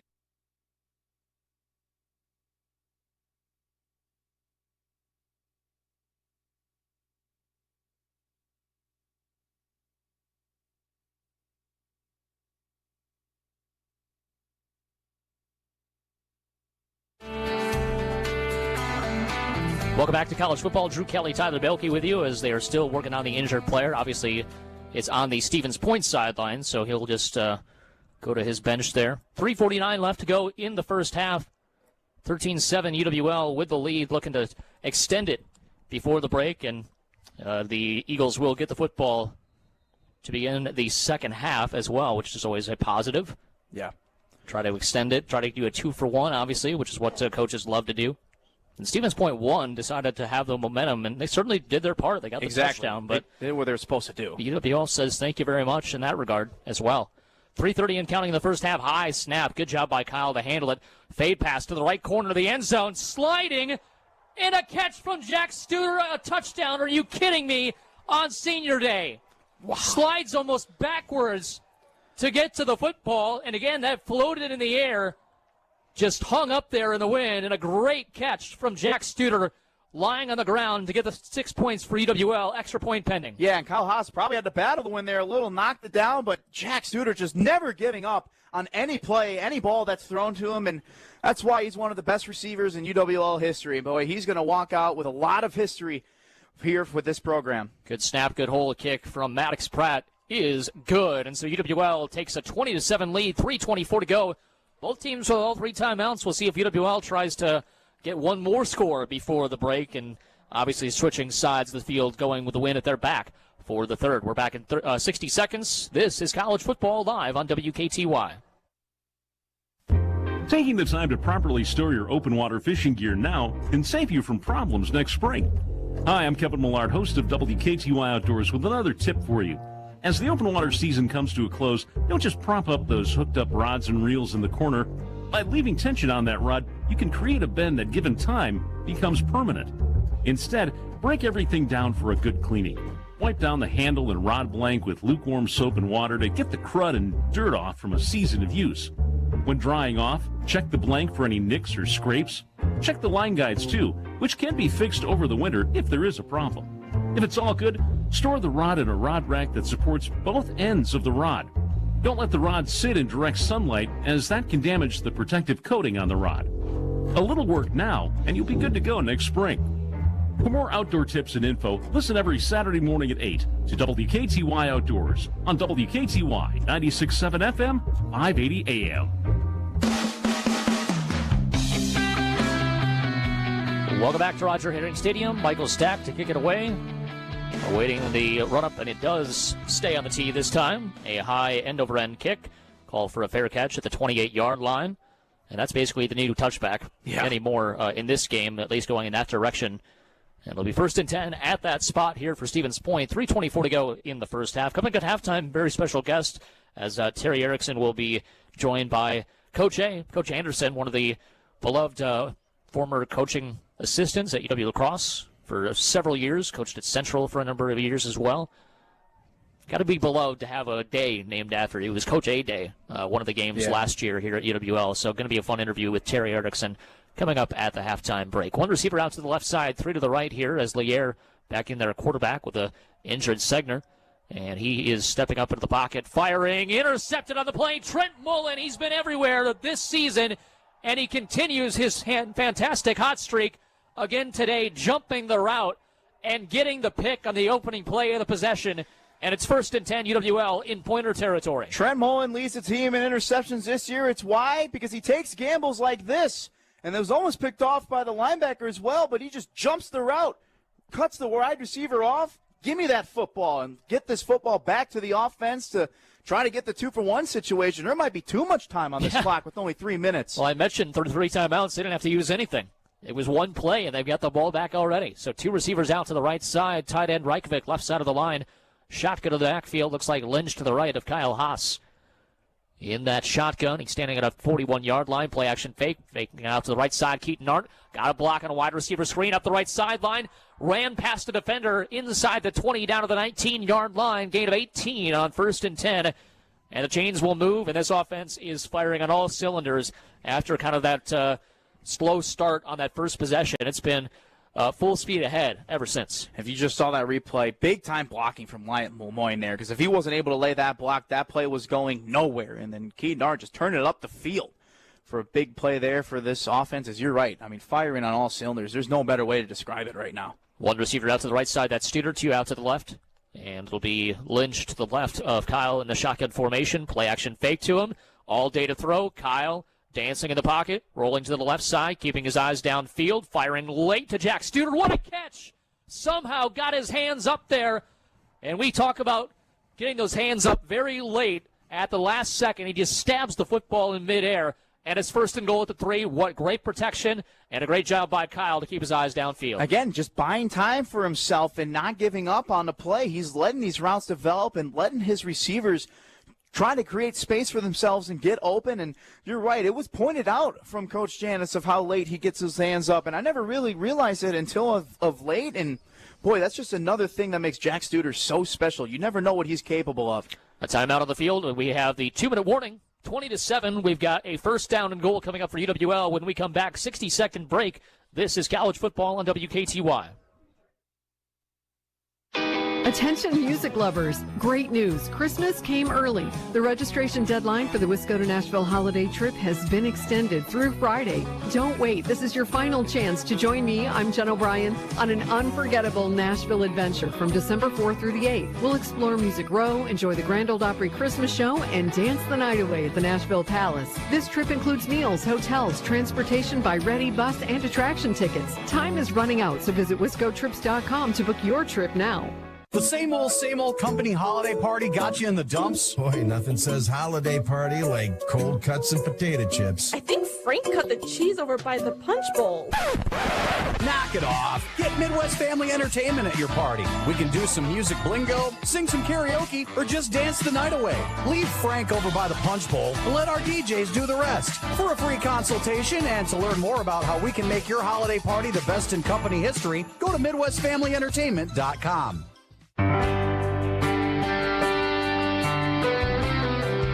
Welcome back to Roger Herring Stadium. 2-minute warning here in the first half.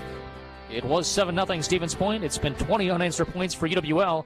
Trying to make it 26 or 27 if they can get this into the end zone for the touchdown. First and goal here. Gabe Lynch to the left of Kyle in the shotgun formation. One receiver right, one left. Double tight end set on either side of the line. Going to be a throw out to the left side. Reykjavik got the catch, and he is ankle tackled immediately at the line of scrimmage. A great tackle there by the safety. Getting in there for the stop, brings up second down and goal.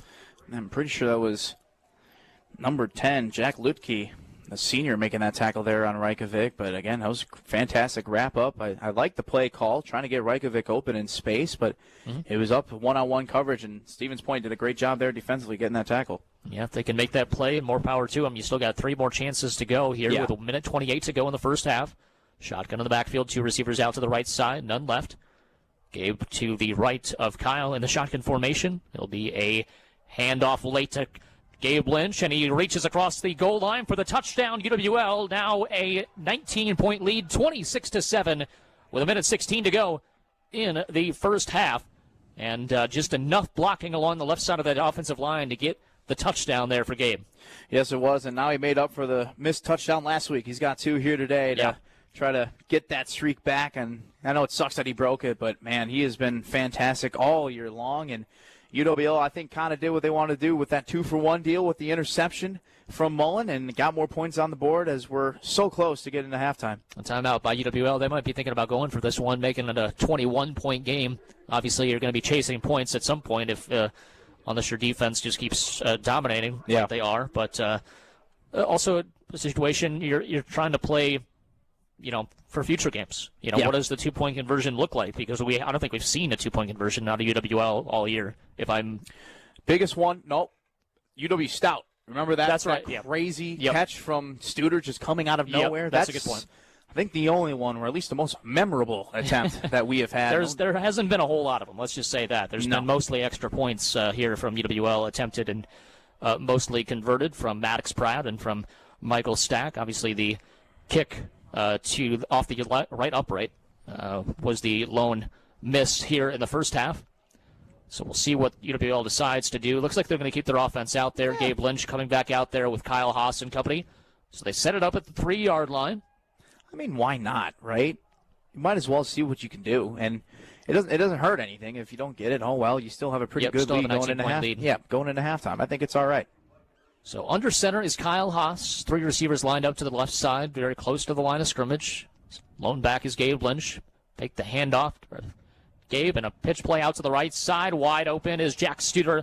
That's how you fake the pitch play and roll out to the right. That faked almost everybody as Jack Studer went in motion from left to right across the formation. Wide open for the easy 2-point conversion. And it makes the score 28-7, 1:16 to go in the second quarter. We're back in 60 seconds. This is college football on WKTY. Discover the quality and durability of Infinity Windows by Marvin, available exclusively at Kratt Lumber. These custom-built Ultrex fiberglass windows outperform vinyl in every single way. Infinity Windows by Marvin are 8 times stronger than vinyl and expand 87% less. That means they're resistant to leaks, seal failures, and stress cracks that could impact your home's energy efficiency. Visit Kratt Lumber today to learn more about Infinity Windows by Marvin. Kratt Lumber, premium products, superior service since 1948.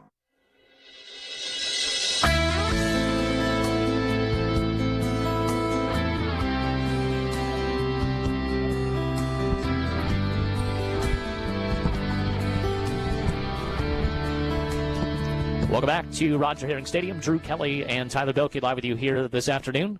It is 28-7 after the two-point conversion made by Jack Studer on the pass from Kyle Haas, and a new kicker coming into the game, trying to get everybody involved, get a little bit more experience. And that is Ryan McCormick, 5'7", 150-pound freshman from Muckwonago.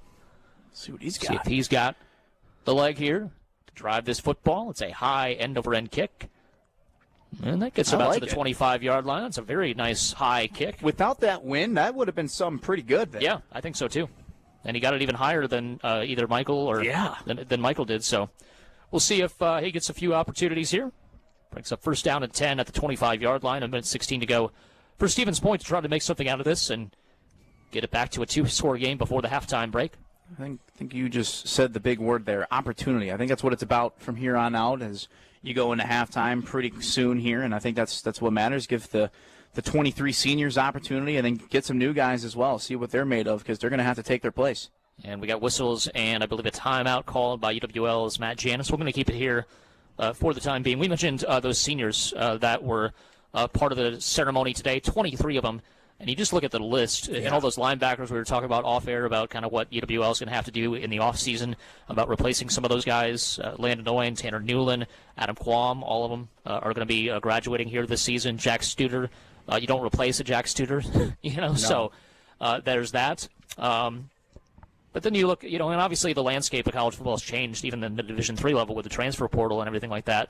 And it's going to be interesting as kind of how this continues to develop. How Coach Janus' strategy develops, because transfers that have come in have been fantastic, especially the local ones. Nate Wilcher, Kyle Haas, all both from Winona State. Keaton Arndt, all from Winona State, all had fantastic impacts. Ross Gengler, a guy that was from Wisconsin, went down to D3, and he's kind of really come into his own these last few weeks. So going to be an interesting offseason for UWL, and we hope a couple of more games of this season for UWL. Going to be a play-action fake. What in the world was that? I have no idea. They were trying. And a little bit of a flare dance from UWL. He's bringing the boom, Drew. I don't know if you know the... Tate Milton got the sack, and I guess you call that a trick play. That reminded me of, that Colts pump fail. Yeah, nobody literally moved, trying to fake everybody out. The running back, I guess, was going to be the what just happened. Receiver up the middle. He was covered as well. It brings up second down and 17. 40 seconds to go here. One receiver out to the right side, and the running back goes in motion. Handoff up the middle to Mills. He's going to drag his feet across the 20 to the 21-yard line. Mills runs hard. You got to give him a lot of credit for what he's done in this first half. When he's had the blocks, he's been able to really do some damage against this defensive front for UWL. And after the first drive, I think they've really started to kind of key in on where some of those lanes were on that first possession. And for the most part, he's been pretty clogged up. And that's going to do it for this first half. His clock is going to wind down to 0 here. 28-7, UWL with a lead. And so after that sketchy first part of the game, they certainly have kind of gotten back to form here over these last quarter and a half, really. And the Eagles will go to the locker room up by 21. They will get the football to begin the second half as well. So a chance to even extend this lead even further against Stevens Point. Halftime interview with Terry and Coach Anderson in just a little bit. And we'll also get you some scores from around the WIAC, get you caught up on what is going on between River Falls and Oshkosh, as well as Stout and Platteville. All that coming up in just a little bit. We're going to take a quick break and be back after this. This is College Football Live on WKTY. We've got some great outdoor opportunities here in the Cooley region. Hi, I'm Kevin Millard, host of WKTY Outdoors. Every Saturday morning at 8, I'll share some ways you, your family, and your friends can experience some of the best our area has to offer. Might be hunting, fishing, or just getting out and watching nature. I'll be your guide on WKTY Outdoors, Saturdays at 8 on WKTY 96.7 FM, 580 AM. Or check out the WKTY Outdoors podcast at WKTYSports.com to listen anytime. You know the YMCA, but do you know all the good they do? The La Crosse Area Family YMCA is more than a place to shoot hoops or work out. They're dedicated to enriching our community by promoting physical, mental, and spiritual well-being for all, from the young to the young at heart and everyone in between. As a nonprofit, you can help by donating at laxymca.org. The La Crosse Area Family YMCA, for a better us. This message has been brought to you by Sealands Carpetland in Coon Valley. I'm Dave Johnson, certified arborist with Johnson Ops Tree Care. I'm Chris Johnson. Winter might be knocking on our door, but guess what? They're already thinking about spring at Johnson Ops Tree Care. Why wait for spring to spruce up your property when you can get a head start now? Picture this, a vibrant, green paradise right in your backyard.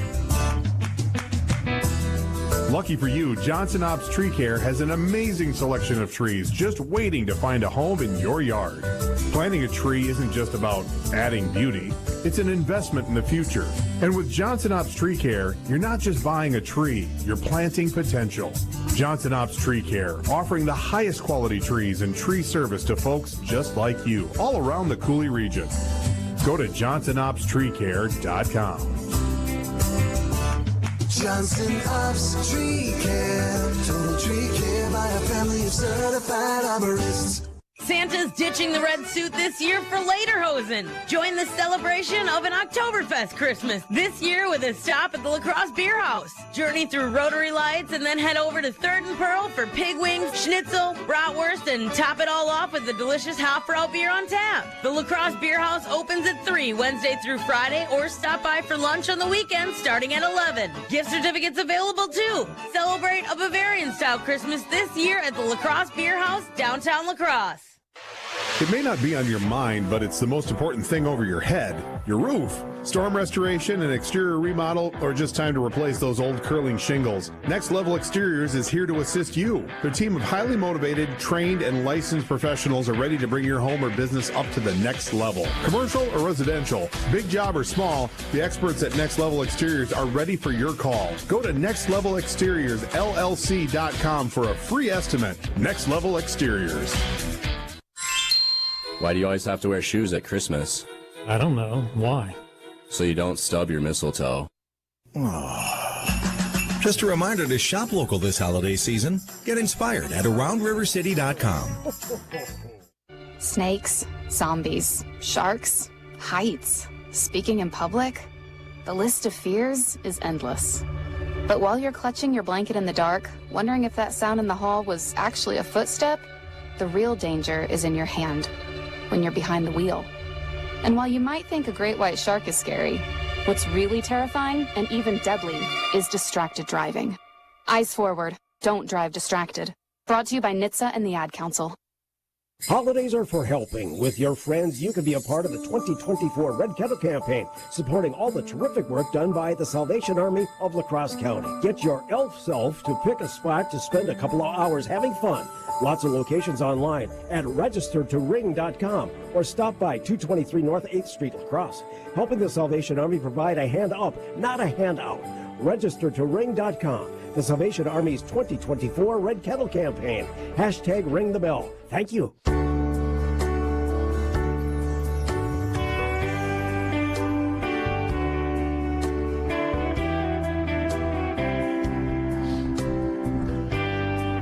Welcome back to UWL football with UWL 28 and the Pointers 7.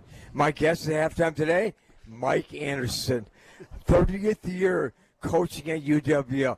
Wow.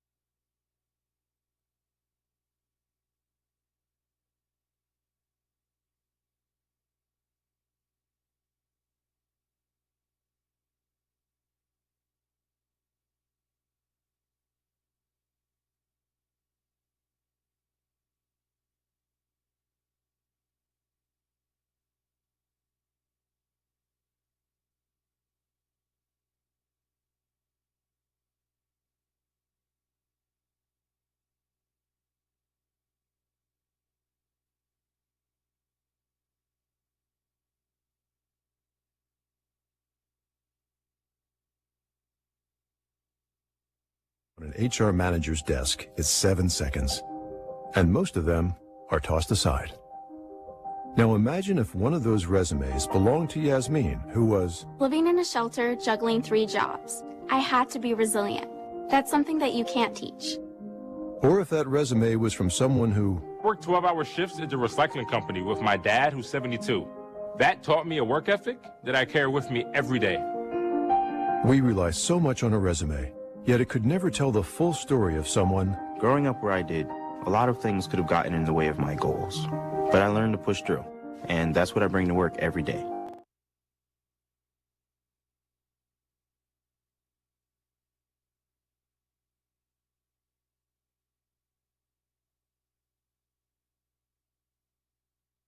It's been brought to you by Grads of Life and the Ad Council.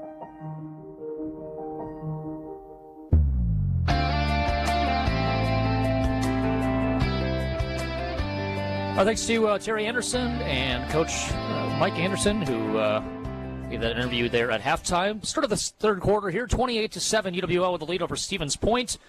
Getting set to go here for the second half. It'll be UWL going into that wind to begin the third quarter, left to right. Stevens Point kicking with the wind at their back, trying to get this a touchback situation. And UWL just trying to basically do the same thing they did the last quarter and a half, basically. Yeah. Outside of that one drive offensively that didn't work out, and the one drive defensively that obviously the Pointers took right down the field for an opening drive touchdown. It's been smooth sailing, I think, on all sides for UWL.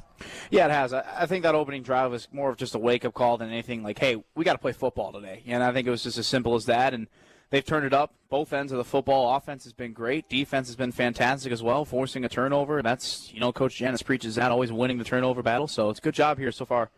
And the ball on the tee held by one of the special teams players, and it goes into the end zone for the touchback. It'll be 1st and 10 for UWL.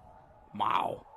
That was a big-time hit and a message sent there to start the second half from Colin O'Neill from UWL. As the sideline was loving that. It's just little things like that they're just enjoying as they know this is the regular season finale. I mean, who knows what's going to happen tomorrow night and weeks to come. Obviously, we hope that they're not done, but man, oh man, that was something to see right there. No question about it. 1st down and 10 at the 25-yard line for the Eagles. It'll be their first string offense, at least for this drive. Got to get a few more scores, I think, to get any other players back in there, just to be safe.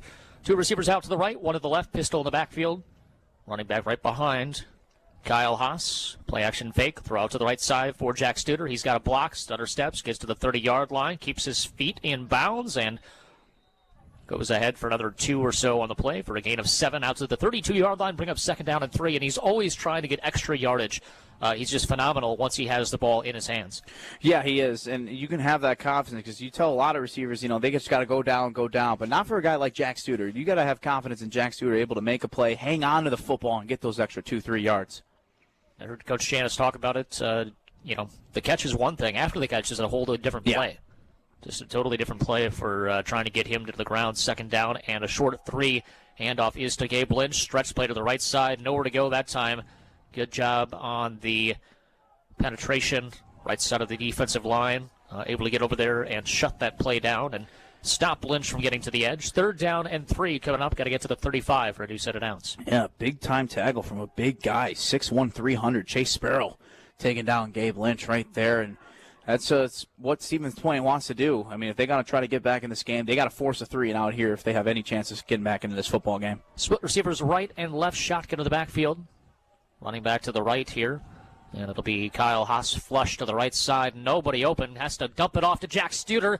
He's the safety valve, and he's a great one at that, inside the 45 down to the Stevens Point 42-yard line, and it's just one of those plays. It looks like a disaster, and then Kyle says, I'll just toss this out nonchalantly to the all-time leading receiver in UWL history. And that's just credit to Kyle Haas of just not being folded under pressure there, right? There was 3 Stevens Point pointers running at him, but he's able to still be calm, be cool, be collective, and find your safety valve in Jack Studer across the field. 1 receiver out to the right side, that is Studer. 2 receivers out to the left side. Shotgun in the backfield. Gabe Lynch to the right of Kyle. Play action fake, going to the right side, and a little bit too far outside of Jack's comfort range, but I think he would tell you he's got to catch that football off of his fingertips there. It brings up 2nd down and 10. And it's just unbelievable to me how far off these cornerbacks are playing some of these UWL receivers, and some of these easy hitch routes have been converted, except for that one here this afternoon. Well, yeah, and they're afraid of the deep shots because we know what Jack Studer and Janke and Lemoyne are all capable of going deep. But at the same time, UWL is just going to take whatever they give them, and they says, well, all right, you're going to give us 3-5 yards. We're going to take that every single time. We're not here to take deep shots. They don't need to do that. Brayton Ott, the running back to the left side of Kyle Haas, good blocking there, good juke move back to the middle of the line as he gets to the 35-yard line, shoved back by a host of pointers at that point, and it brings up 3rd down and 3. Got to get to the 32 for a new set of downs, and you're in a good position, 3rd down and short, second and medium situation, and UWL just has to keep running this offense, and they're going to come out of here with a win, I think. Yeah, I 100% agree. They just need to stay comfortable and stay poised. I think the last thing you want to do is, create mistakes for yourself and penalties and stuff like that. But at least from the start of this drive, it looks good. You're putting yourself in third and manageable situations to keep moving the ball downfield and moving the chains. 4 receiver set, 2 out to the right side, 2 to the left. Shotgun to the backfield here. Haas with Ott to his left. Awaits the snap, takes it, looks to the right side. Miscommunication there. Either Ott went the wrong way or Haas looked the wrong way because he is dumped in the backfield for a huge sack back at the 38-yard line. 3rd down and 7 coming up. Yeah, something did not look right there at all, and pressure came immediately, and Kyle Haas just had no idea, it felt like. He just stayed in that pocket. He didn't move whatsoever. I think he was waiting to hand it off to somebody, maybe throw it to somebody. Yeah. Who knows, but I love the decision here going for a 4th down because you're not sending Pratt or Stack out here with a win like this. No question about it. 4th down and 6, kind of the sweet spot here. We'll see if UWL can pick this up. 1 receiver out to the right side, 2 to the left. Shotgun to the backfield. Wide receiver screen set up. Keaton Arndt, big time run and catch. A 1st down and more inside the 30. Keeps his feet finally hit down to the 27-yard line. And they run that play to perfection all the time with him and Keaton Arndt. They just have a tremendous connection, obviously going back to their time together at Winona State. Yeah, they do, and it's a great job there for Kyle Haas. Just, he's going to have 2 or 3 guys running at the entire time. You got to be able to make sure to throw it above those guys and not have them bat it down. He did a perfect job there, and Keaton Arndt, it's just as simple as follow those big men in front of you to get that 1st down. 3 receivers set on this play. 1st down and 10 at the 27-yard line. Jack Studer goes closer to the line of scrimmage. 2 receivers right, 1 left. Looking left, then go back to the right side, and firing deep down the field, and Rajkovic is wide open, puts his heel on the pylon, and it's a touchdown, UWL. Wow. Great job by Kyle Haas.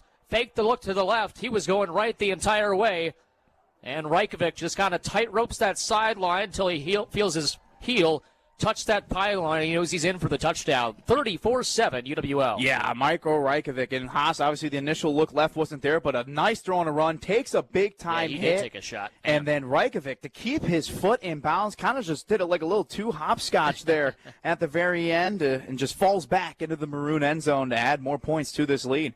And it'll be Michael Stack kicking the extra point here. So Maddox Pratt not doing at least for this possession, and Michael will drill the extra point, and honestly probably a good positive sign for Michael as well. Get some momentum here for the junior kicker.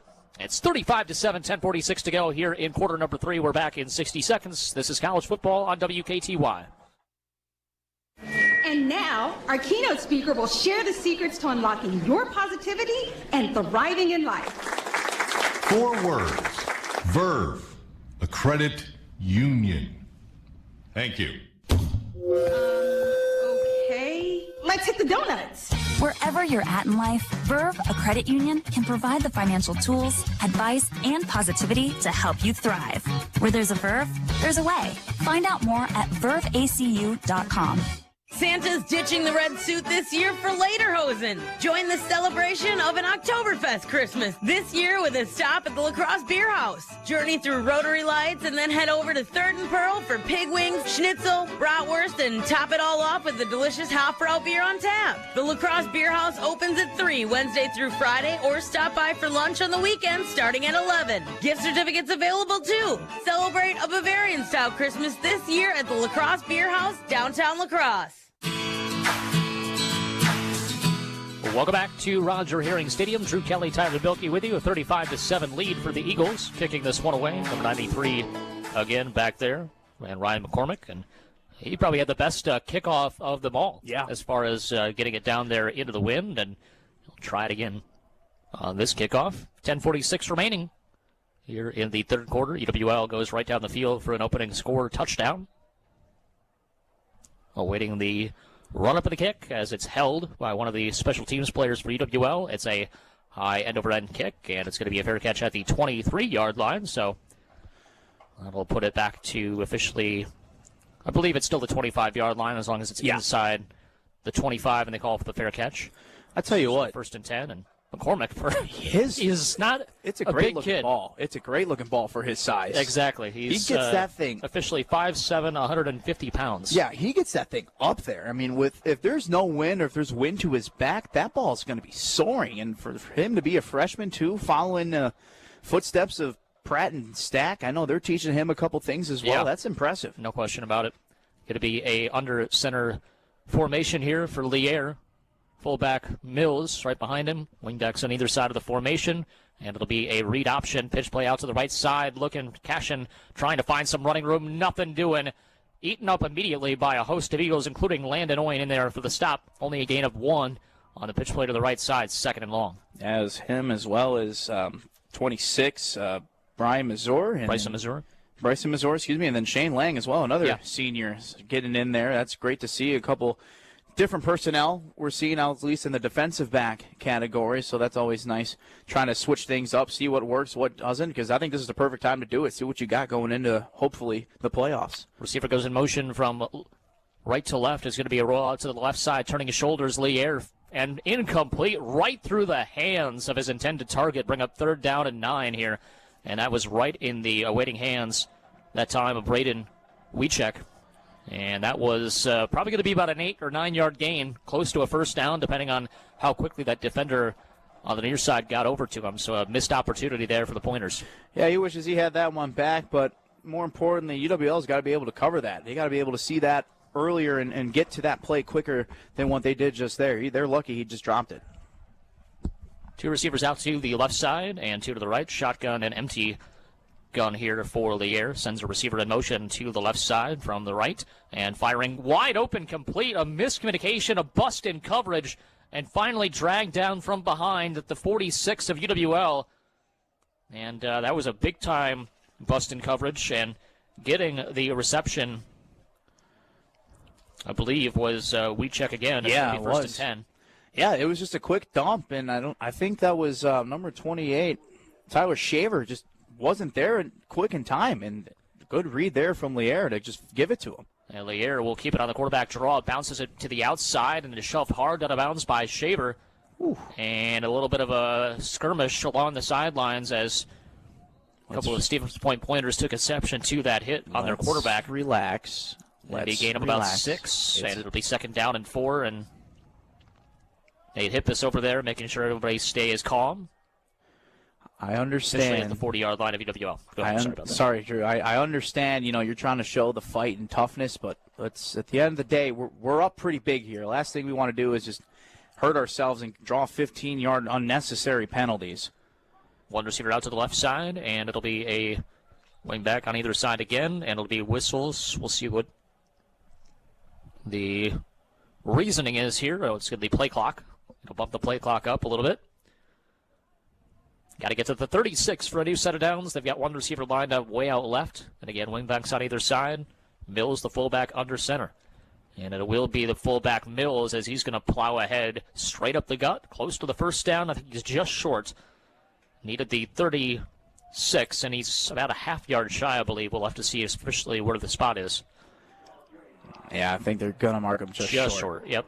And I think for UWL, they got to be able to play like this for all 60 minutes, right? We can't just let the foot off the gas pedal. I know we've been preaching that time and time again, but it doesn't matter who we play. It doesn't matter what the score is. You still have to play all 60 minutes of football. They're going to give them the first down. So that was, I thought that was pretty close, but they do move it without the chains coming out. It's going to be a run by Mills again. He's wrapped up by Ryan Daines and others, and a late strip of the football by Ryan, and that would have been a touchdown, obviously, but he was held up for quite a while there. Yeah, he was. And it's going to be 2nd down and 8 coming up for the Pointers.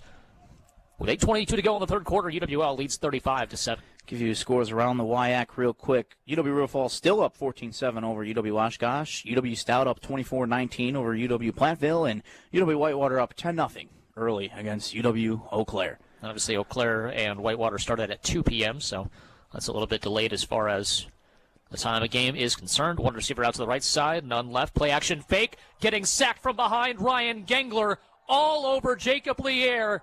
And he blows a kiss to the adoring crowd here at Roger Herring Stadium back at the 41-yard line. Man, oh man, Ross Gengler, time and time again, he just keeps proving himself more and more as we go on to these final games of the regular season. And I don't know what happened there, missed assignment or what, but he just came off the edge and boom, got him. Nobody right touched him there. Yeah. Running back went to the right side of the defensive line and picked up that blitzer, but nobody picked up Ross Gengler, who blasts the quarterback at the back on the backside. And it'll be 3rd down and a mile. Ball at the 41-yard line of UWL. Got to get to the 26 for a new set of downs. 3 receivers left, 1 right, whistles, and a timeout going to be called by Stevens Point. Want to make sure they've got all their ducks in a row before this very important play call to keep in the game as much as they can. We're going to be back in 30 seconds. This is College Football Live on WKTY. No one ever expects their child to need a children's hospital. When they do, you want the best care possible. Children's Miracle Network Hospitals at Gunderson Health System delivers a wide range of specialty pediatric services right here in the Cooley region. With your help, you can ensure the best care stays available while increasing awareness for children in need. Donate today. Go to childrensmiraclenetworkhospitals.org. This message brought to you by Firefighters Credit Union, where everyone is welcome.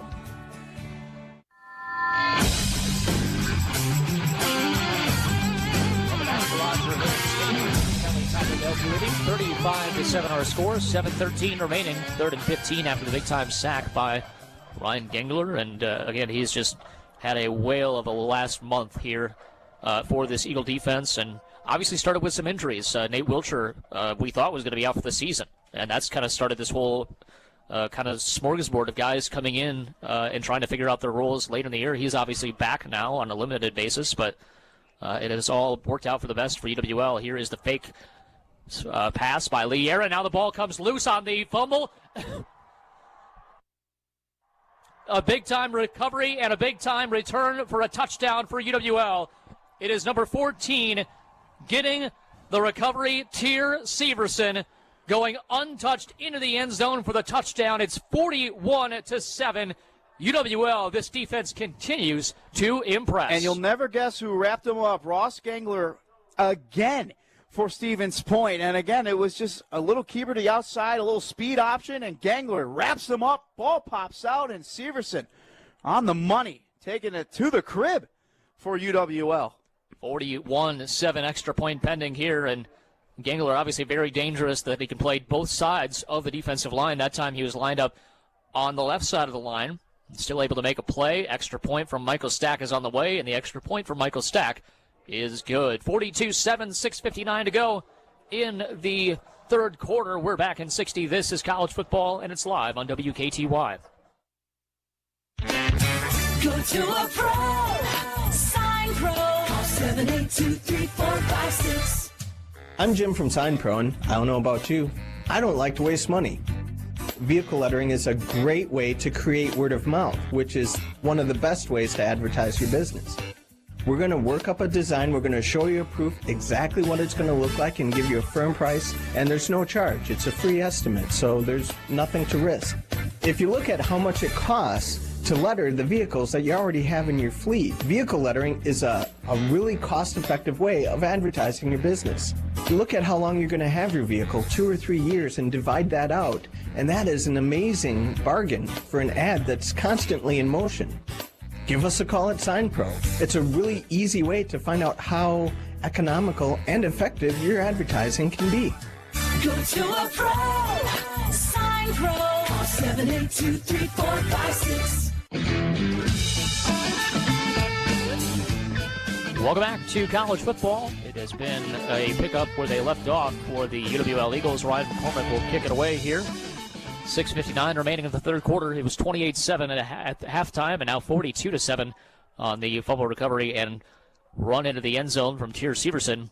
after the strip from Ross Gangler, high end-over-end kick, and it's going to be taken to the 24-yard line, and it'll be a fair catch at the 25.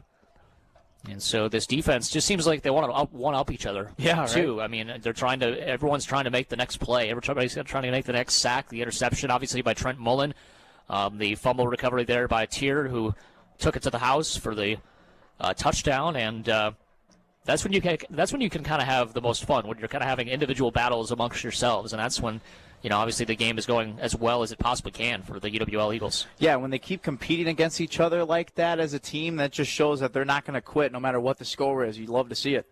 Everybody pressuring. It's going to be a throw to the right side as Segner back into the game, and he fires a dart to the flat there, close to the first down marker on the reception. I think that's Lemke with a catch.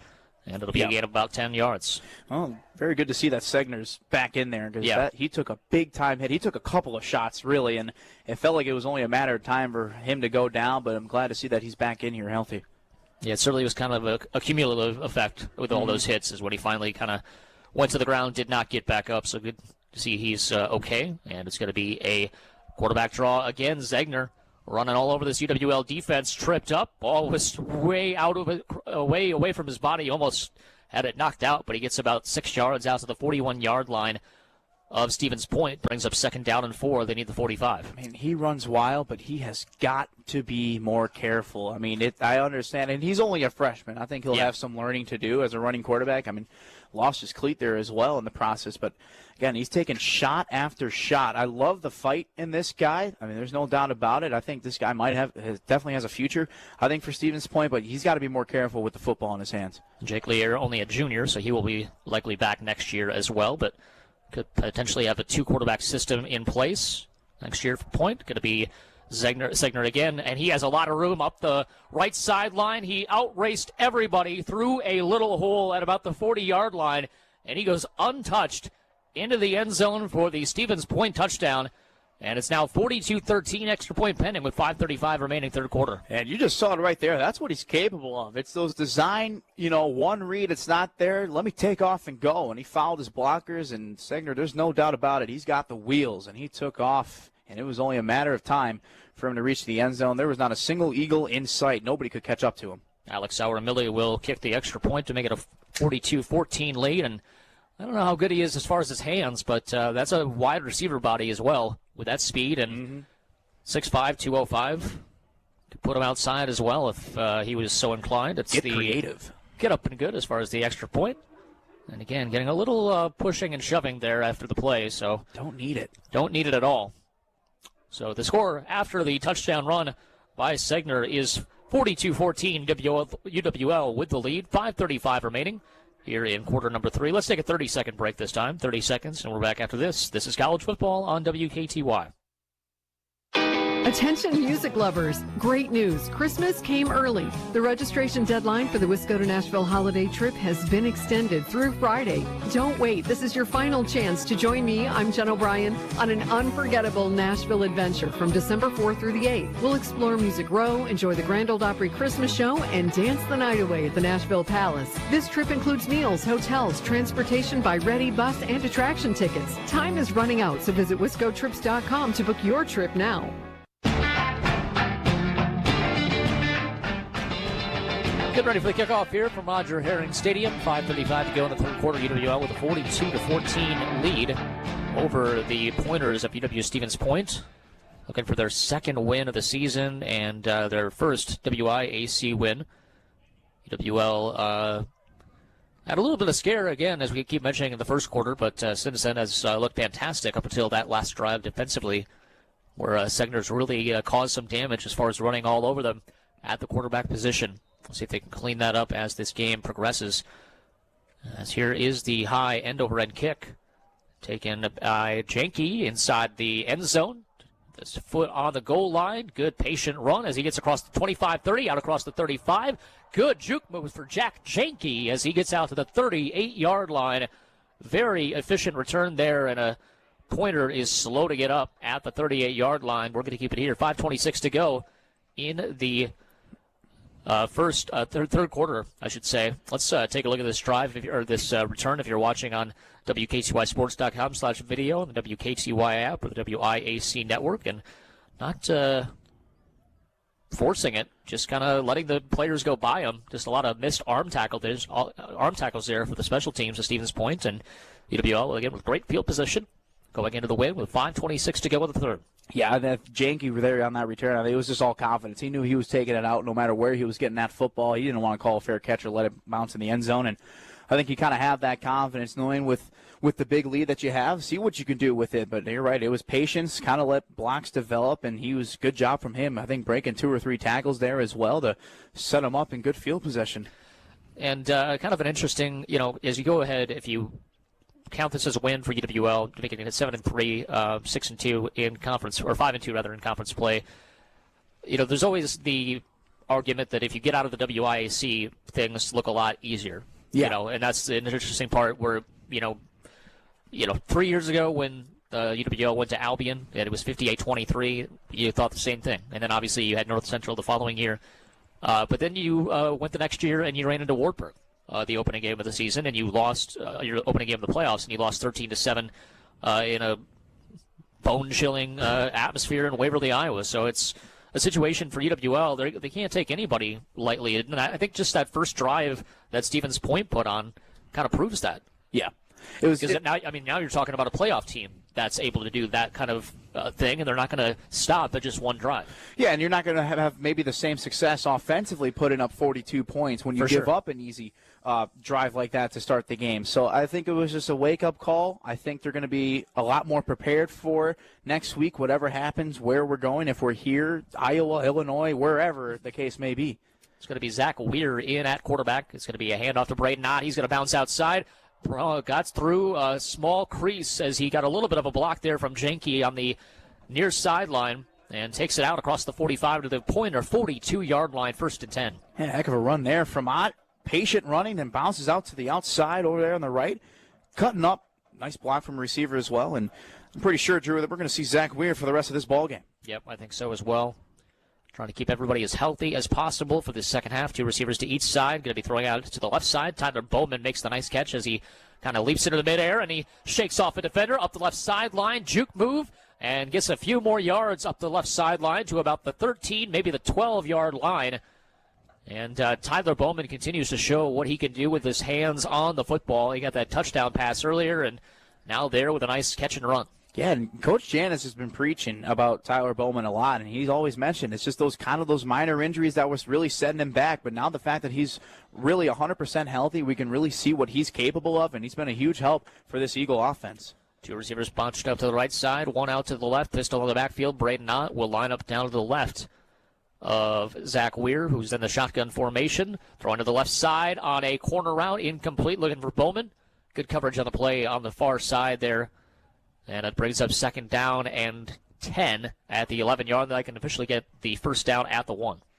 Yeah, heck of a coverage there from Gavino Lopez again on that just one-on-one. It's all up to the defensive back when it's those one-on-one plays, and sometimes the quarterback can make the perfect throw and it still can be defended really well. Depends whoever your defensive back is. So 2nd down and 10. 2 receivers out to the right side, 1 to the left. Shotgun in the backfield here. Will line up to the right of Zach Weir, awaiting the snap. And it's going to be a play-action fake, rather. Weir is going to try to loft it into the end zone. Flags all over the place. 3. And then also in the backfield, I think we might have roughing the passer as well. So 3 penalties in for likely holding or pass interference. And then, again, Weir took a shot at the very end of that play. We'll have to see what the refs kind of sort out here.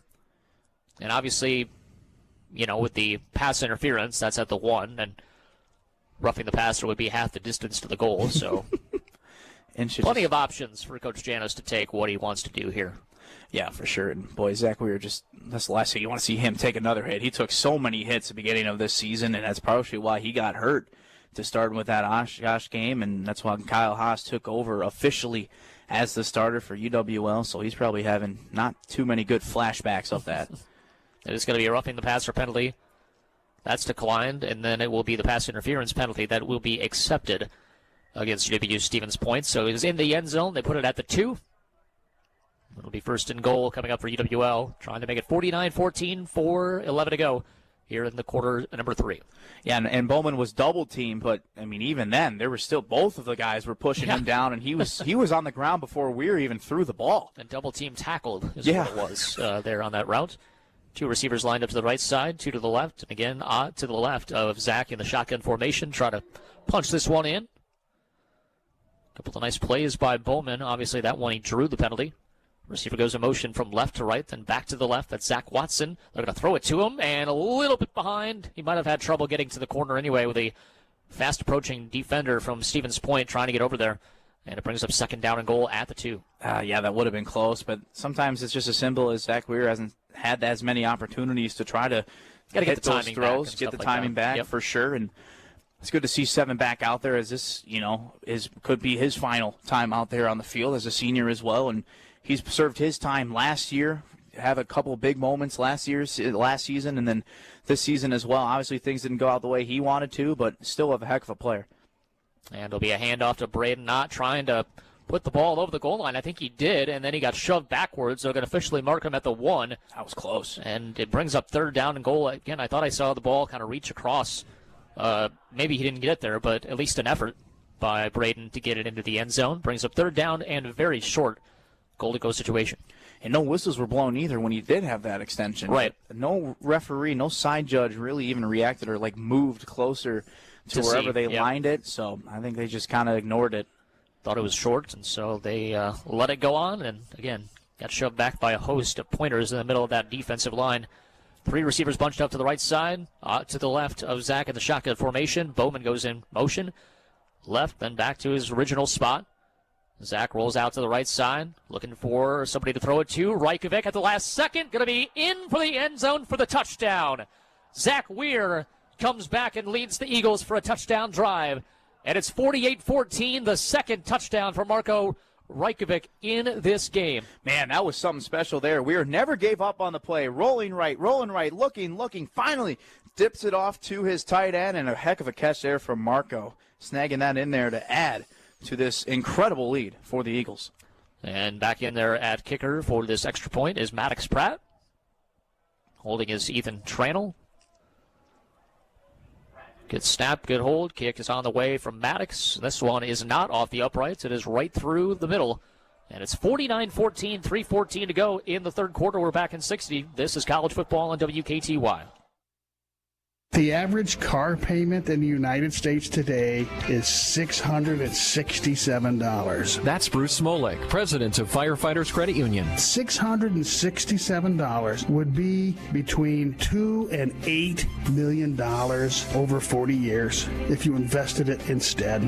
Yes, you can get a car. And use my rule of thumb. If you make $100,000, you should spend 25% of that on a car. Why should I believe you, money man? I sell car loans, and I'm asking you to rethink buying my product and do something that's good for yourself. In Firefighters Credit Union, we actually care about you, we care about your family, we care about your future. Firefighters Credit Union, 5th Avenue South, La Crosse, Amy Drive, Holman, Midwest Drive, Onalaska, and more info at myfirecu.org. Everybody's welcome at Firefighters Credit Union. Equal housing lender. Membership eligibility required. Deposits federally insured by NCUA. 49-14 as back to kick it away again is Ryan McCormick. And good to see Zach Weir get that touchdown drive. And again, a lot of it was just based on his health. And then they went to Kyle, who was, to his credit, not relinquished the starting job, but I think everybody appreciated Kyle's efforts as well, and obviously a lot of excitement for him as he got back to the sideline.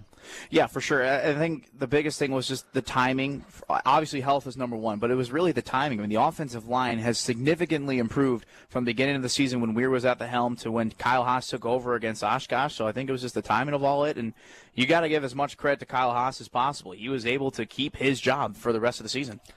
Fair catch again, this time to the 24-yard line, making the 19-yard line. And it'll be to the 25. We might have died down a little bit since the halftime break, but still very strong. Blew the ball off the tee, obviously. And again, we're kind of score watching in the WIAC as well. Scores still remain the same from last time. River Falls still up 14. UW Stout still up 5 over Platteville. So Platteville loses, and there's a chance of a 3-way tie, maybe even a 4-way tie. Who knows how this whole thing ends up? That's just WIAC football, baby. That's all I can really say. Emptying the gun here is Segner. He's going to throw it out to the right side of wide receiver screen and dancing up the right sideline. Finally getting ripped down at the 29-yard line there. I think that's Lemke with a catch and run. Second down at about 6 coming up for the Pointers. And it's up for these guys that are coming in. I know we're seeing a couple new faces, a couple new numbers for the defensive side. And just like for the offense, and Zach Weir, still got to make plays. Still got to prove yourself, prove your name. And whether you're a senior, sophomore, junior, even a freshman, it doesn't matter. You still got to make plays no matter what the score is and no matter how much time's left. Senior Aaron Schmitz out there. Keep going through these numbers when we get a chance. It's going to be a handoff up the middle to Mills. He's got nowhere to go. Maybe got about 2 yards and then got shoved backwards. Still fighting for extra position. Officially a gain of 2 on the play to the 32-yard line. And it brings up 3rd down and 3 coming up for Stevens Point. They're going to go no huddle here, trying to catch UWL off guard with some of these new players in the game. Yeah, try to make them uncomfortable because they haven't been in this situation for a while, pretty much all season. 3 receivers right, and it's going to be a quarterback draw play up the gut, and Segner will easily get the first down and more by a yard or so. They will move the chains at the 36-yard line. Clock continues to move inside of 2 minutes to go here in third quarter. Yeah, the Eagles read it right away, but, with a 6'5" frame as Segner, it's not a whole lot you can do when he dives forward like that to move the chains. Just reaching more than anything, as opposed to running. He does that a lot, man. He does. It's going to be fun to see him develop as this career continues to move forward as well. 1 receiver out to the left side, 3 to the right. Emptying the gun is Segner. Awaits the snap. 3-step drop, rolls to the right side, and goes back. He gets hit hard, and right back to the line of scrimmage. Maybe lost about a yard. Ball comes loose at the very end, but they're going to call him down. Sacked by UWL. Good job by the coverage team to not give him any lanes, and the defensive line as well, keeping in their lanes. To not give him any free roam to go on the ground as well. 2nd down and 11. Yeah, what you just saw right there was being able to keep him behind that line of scrimmage and not scramble out. That was a fantastic job coverage downfield, and then Christian Powell just laying the big hit there on their quarterback. That's what you love to see. 2nd down and 11. 2 receivers out to the left side. And a play-action fake, and Powell gets his big paw up there, and that was courtesy of the cast. The cast got the football there. Obviously wrapped up the hand-wrist area. And that's the thing. I mean, you get that thing wrapped tight enough, you don't even feel it. No. It's just basically a rock. Yeah. You smack it on anything, and you can't get called for a face mask either. Right. You can just start throwing punches if you really want to. No, but it's good to see him back as well, because I know he missed the UW Stout game. He wanted to be in that game big time. I just know the kind of player that he is, but it's good to see him still being able to make plays like that, even without a hand. Third down at 11. There's the pass a little bit wayward. Came out. That's not the way I wanted to come out. But I got it. His hand is still there. I can promise you that. It's just a little fractured. 4th down and 11 here, as the pass was a little bit wayward to Bryson Cashin. Oh, man. That'd be quite something, though. Yeah. That would be very impressive. We got a whole other quarter, Drew. I don't know if you knew that, but. Great. 48 seconds to go here in third quarter, 49-14. Eagles again trying to finish off a 5-game winning streak to end the season. It's been an incredible last half of the season, and obviously outside of the Eau Claire game, 3 right in a row were right down to the wire. Came in the last 2 minutes of the game pretty much as far as plays that decided it. Here's the punt, and Zach Watson back to receive it. He's going to call for the fair catch at the 25-yard line. It'll be 1st and 10 for UWL right there at that spot with 41 seconds to go in this third quarter. And I think the biggest difference is when it came to those close games is that we were able to find a way to win compared to those first 2 losses against Platteville and Oshkosh. It wasn't the case. And, you can point fingers to so many things if you want to, but I think that was the issue that the Eagles as a team brought up is we got to stop pointing fingers of, how to win and whatnot, and we just got to focus on ourselves and can control what we can control and improve on the stuff that we need to improve, not on just one specific play that happened here or there. And as you're seeing the results of it, they are finding ways to win now. Keaton Arndt and also Bowman out to the right side, Jack Butcher, the receiver, out to the left, and it's going to be a handoff to Najee Mitchell. Great cut back as he tries to get some space. He's slung forward, maybe 1.5 yards on the play. Second down and a long 8 coming up for the Eagles. And that will... Well, not just yet. Maybe do it, as it's going to be an injured player for UWL, one of the offensive linemen. I think that's Dane Walters, 73. Ooh, that would not be good. Hopefully he's going to be okay. Reaching for his ankle, his right ankle there. We're going to take a 30-second break and be back after this. This is college football on WKTY. The Pack gets to take down the Niners in Lambeau, and you can be there. Sunday afternoon, November 24th, for a primetime game in Lambeau. And you definitely don't want to be driving home for this one. We got you covered, man. Hop the bus to Lambeau for the Packers and the 49ers. Whether you got tickets or whether you don't, if you need them, we can get them. But if you've already got them, leave your car at home and come with us on a luxury-ready bus with Wi-Fi and no worries about parking, driving, or traffic. Plus, we'll hook you up with a pregame tailgate party. It's the ultimate way to Lambeau. Get your tickets now for this or any home game at wiscotrips.com. It may not be on your mind, but it's the most important thing over your head, your roof. Storm restoration, an exterior remodel, or just time to replace those old curling shingles. Next Level Exteriors is here to assist you. Their team of highly motivated, trained, and licensed professionals are ready to bring your home or business up to the next level. Commercial or residential, big job or small, the experts at Next Level Exteriors are ready for your call. Go to nextlevelexteriorsllc.com for a free estimate. Next Level Exteriors.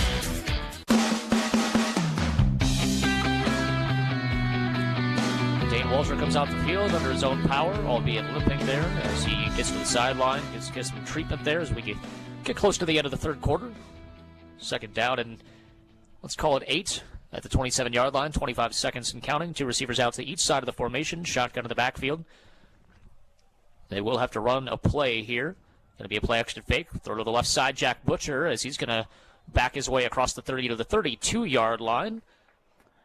And he goes out of bounds. Good to see him getting love, too. Another senior. For sure. I think you're going to see a lot of that coming up in this fourth quarter here. And again, seniors are seniors, whether they've been here for 5 years like Jack Studer and Ryan Daines, 6 years 6 for him. Daines, yeah. Obviously, with the injury last year, he had another redshirt eligibility year. Or whether it be Nate Wiltshire, who has come on these last few months on the UWL campus and had a huge impact. They are certainly all making impact here this afternoon with a 49-14 lead as we go to the fourth quarter. We're back in 60 seconds. This is college football on WKTY. We've got some great outdoor opportunities here in the Cooley region. Hi, I'm Kevin Millard, host of WKTY Outdoors. Every Saturday morning at 8, I'll share some ways you, your family, and your friends can experience some of the best our area has to offer. Might be hunting, fishing, or just getting out and watching nature. I'll be your guide on WKTY Outdoors, Saturdays at 8 on WKTY 96.7 FM, 580 AM. Or check out the WKTY Outdoors podcast at WKTYsports.com to listen anytime. And now, our keynote speaker will share the secrets to unlocking your positivity and thriving in life. 4 words. Verve, a credit union. Thank you. Okay, let's hit the donuts. Wherever you're at in life, Verve, a credit union, can provide the financial tools, advice, and positivity to help you thrive. Where there's a Verve, there's a way. Find out more at verveacu.com. Welcome back to Roger Herring Stadium. Start of the fourth quarter about to get underway. 49-14. UWL leads it over the Pointers of Stevens Point. Zach Weir in shotgun formation. Looks to his right. Finds a man complete. Caught over the middle of the field. Running up to around the 46-47-yard line. Trying to get a number for you here. Looks like Zach Watson making the catch and moving the chains for the Eagles. Nice throw, nice catch, and nice run after catch for UWL. Zach Weir looking comfortable again. Again, we don't know if this is his final game or not. It's just all unknown, really, what's going to happen tomorrow night. The selection show, I think, is at 5 p.m. Central Time tomorrow night, and so all the Eagles can do is win and watch. That's pretty much about it. Zach Weir, time in the pocket, taking a deep shot over the middle of the field. It's caught. Dragged down inside the 10-yard line. Number 87, Bry Hardell, the junior tight end. Haven't seen his name pretty much at all this season, but good to see that he's getting love as well. And it'll be first and goal for UWL at the 8-yard line. And that looks like the Zach Weir that we remember in the beginning of the year. All day long in the pocket, easy throw over the middle, and caught inside the 10-yard line. Let's see if they can add to this massive lead. Two receivers out to the right side, two to the left, shotgun in the backfield. Najee Mitchell to the left of Zach. Play action fake. Pump fakes a couple of times, trying the fade route just a little bit overshot. Looking for Keaton Arn in the corner of the end zone. Brings up 2nd down and goal at the 8-yard line. And again, a couple of other scores from around the WIAC. 8:30 left to go in the Stout-Platteville game. 25-24, Platteville has taken the lead. And River Falls 21-7, end of 3 over UW Oshkosh. That is a big-time game out there in Menominee. So there'll be two receivers out to the right side, one to the left, pistol in the backfield, and it'll be a play-action fake going over the middle, complete to Jack Butcher, senior to senior. Zach Weir with 2 touchdown passes on the game. One to Reykjavik, now to Jack Butcher, who came into the game late in the 3rd quarter and has added to this UWL party, 55-14 with the extra point pending. Man, you just love to see it. Guys like Butcher that put in the work day in, day out, and finally getting the love that he deserves on senior day, making a heck of a catch there and adding to this, what has been an amazing lead. Most points we've had all season long. Yep. Since week 1, to be exact. RPI, obviously 35-0. Second extra point by McCormick is up and good. And so UWL has taken a 42-point advantage, 13:27 to go in the game, and the celebration is on here at Roger Herring Stadium. Everybody happy for Ryan McCormick as well, one of the smallest players, being met by one of the biggest players, that being number 77, Nate Hippus. And we'll take a 30-second break and be back after this. This is college football on WKTY.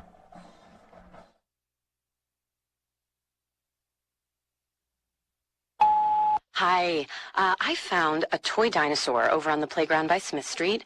It had this phone number on it, and, well, I just wanted to make sure the dinosaur made it back to its little owner.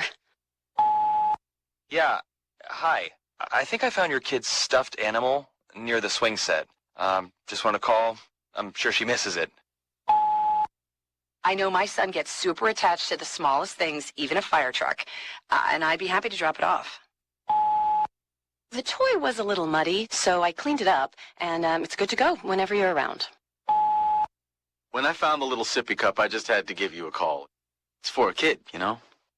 We'd do anything for kids. Yet 1 in 6 children in the U.S. struggle with hunger. Help end childhood hunger and give all of our kids the meals they need to grow. Learn how at feedingamerica.org. Brought to you by Feeding America and the Ad Council.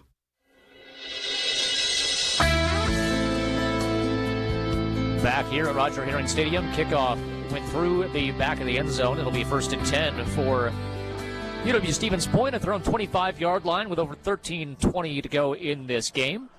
I'm going to tell you right now, Drew, those are completely 11 new guys on this defensive side for UWL than what we saw in the opening drive here today. Get out the roster. Lots of motion here on this play as Mills is going to get upended after a gain of about 3 on the play to the 28-yard line. Brings up 2nd down and 7. So they're keeping in some of their starters at least for now. And you might as well, because I think there's still a lot of young guys on the Stevens Point year-wise. No question, so yeah. They're trying to see what they can hit. Yeah, they're trying to see what they can get and see develop better chemistry and have some momentum going into next season. One receiver out to the left side and one to the right. Wingbacks on either side of the formation. Mills goes in motion out to the left side as a receiver. Under center is Lier. Awaits the snap. Pitch play out to the left side. Trying to get to the corner. What a great job there. Knocking him out of bounds, number 17. That was Owen Martinson, the sophomore from Burlington, getting the nice tackle on number 28, Tyler Rittenhouse. And only a gain of 2 brings up 3rd and 5 at the 30. This is what you like to see. I mean, these guys got to make a name for themselves here. This is your quarter to see what you can do and have, Matt Janus' full attention on you, really, and real live speed for this game and make a name for yourself going into next season. So 3rd and 5, 1 receiver out to the left side, 3 out to the right. Going to be emptying the gun here for Jacob Lier. And he awaits the snap. Calls an audible to his receivers. 3-step drop, looks to the right the whole way. Kind of a fade route, and now it's going to be a completion up inside the UWL 45 to the 44-yard line. And that was number 13, Andrew Miller, the sophomore from Plymouth. And we've seen a lot of those shot plays. UWL's covered them very well. We knew that was coming, and they finally got UWL on that play. And Baumgarten still hit him, too, and pretty much almost timed it well, but it was just a heck of a catch from Miller. 3 receivers out to the left side, one to the right. Lier steps up to the pocket. He's going to run. He's got wheels. Nice block on the outside to spring him a few extra yardage, and he's upended inside the 35 to the 33-yard line. And in there on the stop. Looks like Baumgart again, which is what you love to see, right? I mean, not able to make a play, but he's able to reset, keep that in the back, just, race it to the back of your mind, and then still make a play on the very next snap.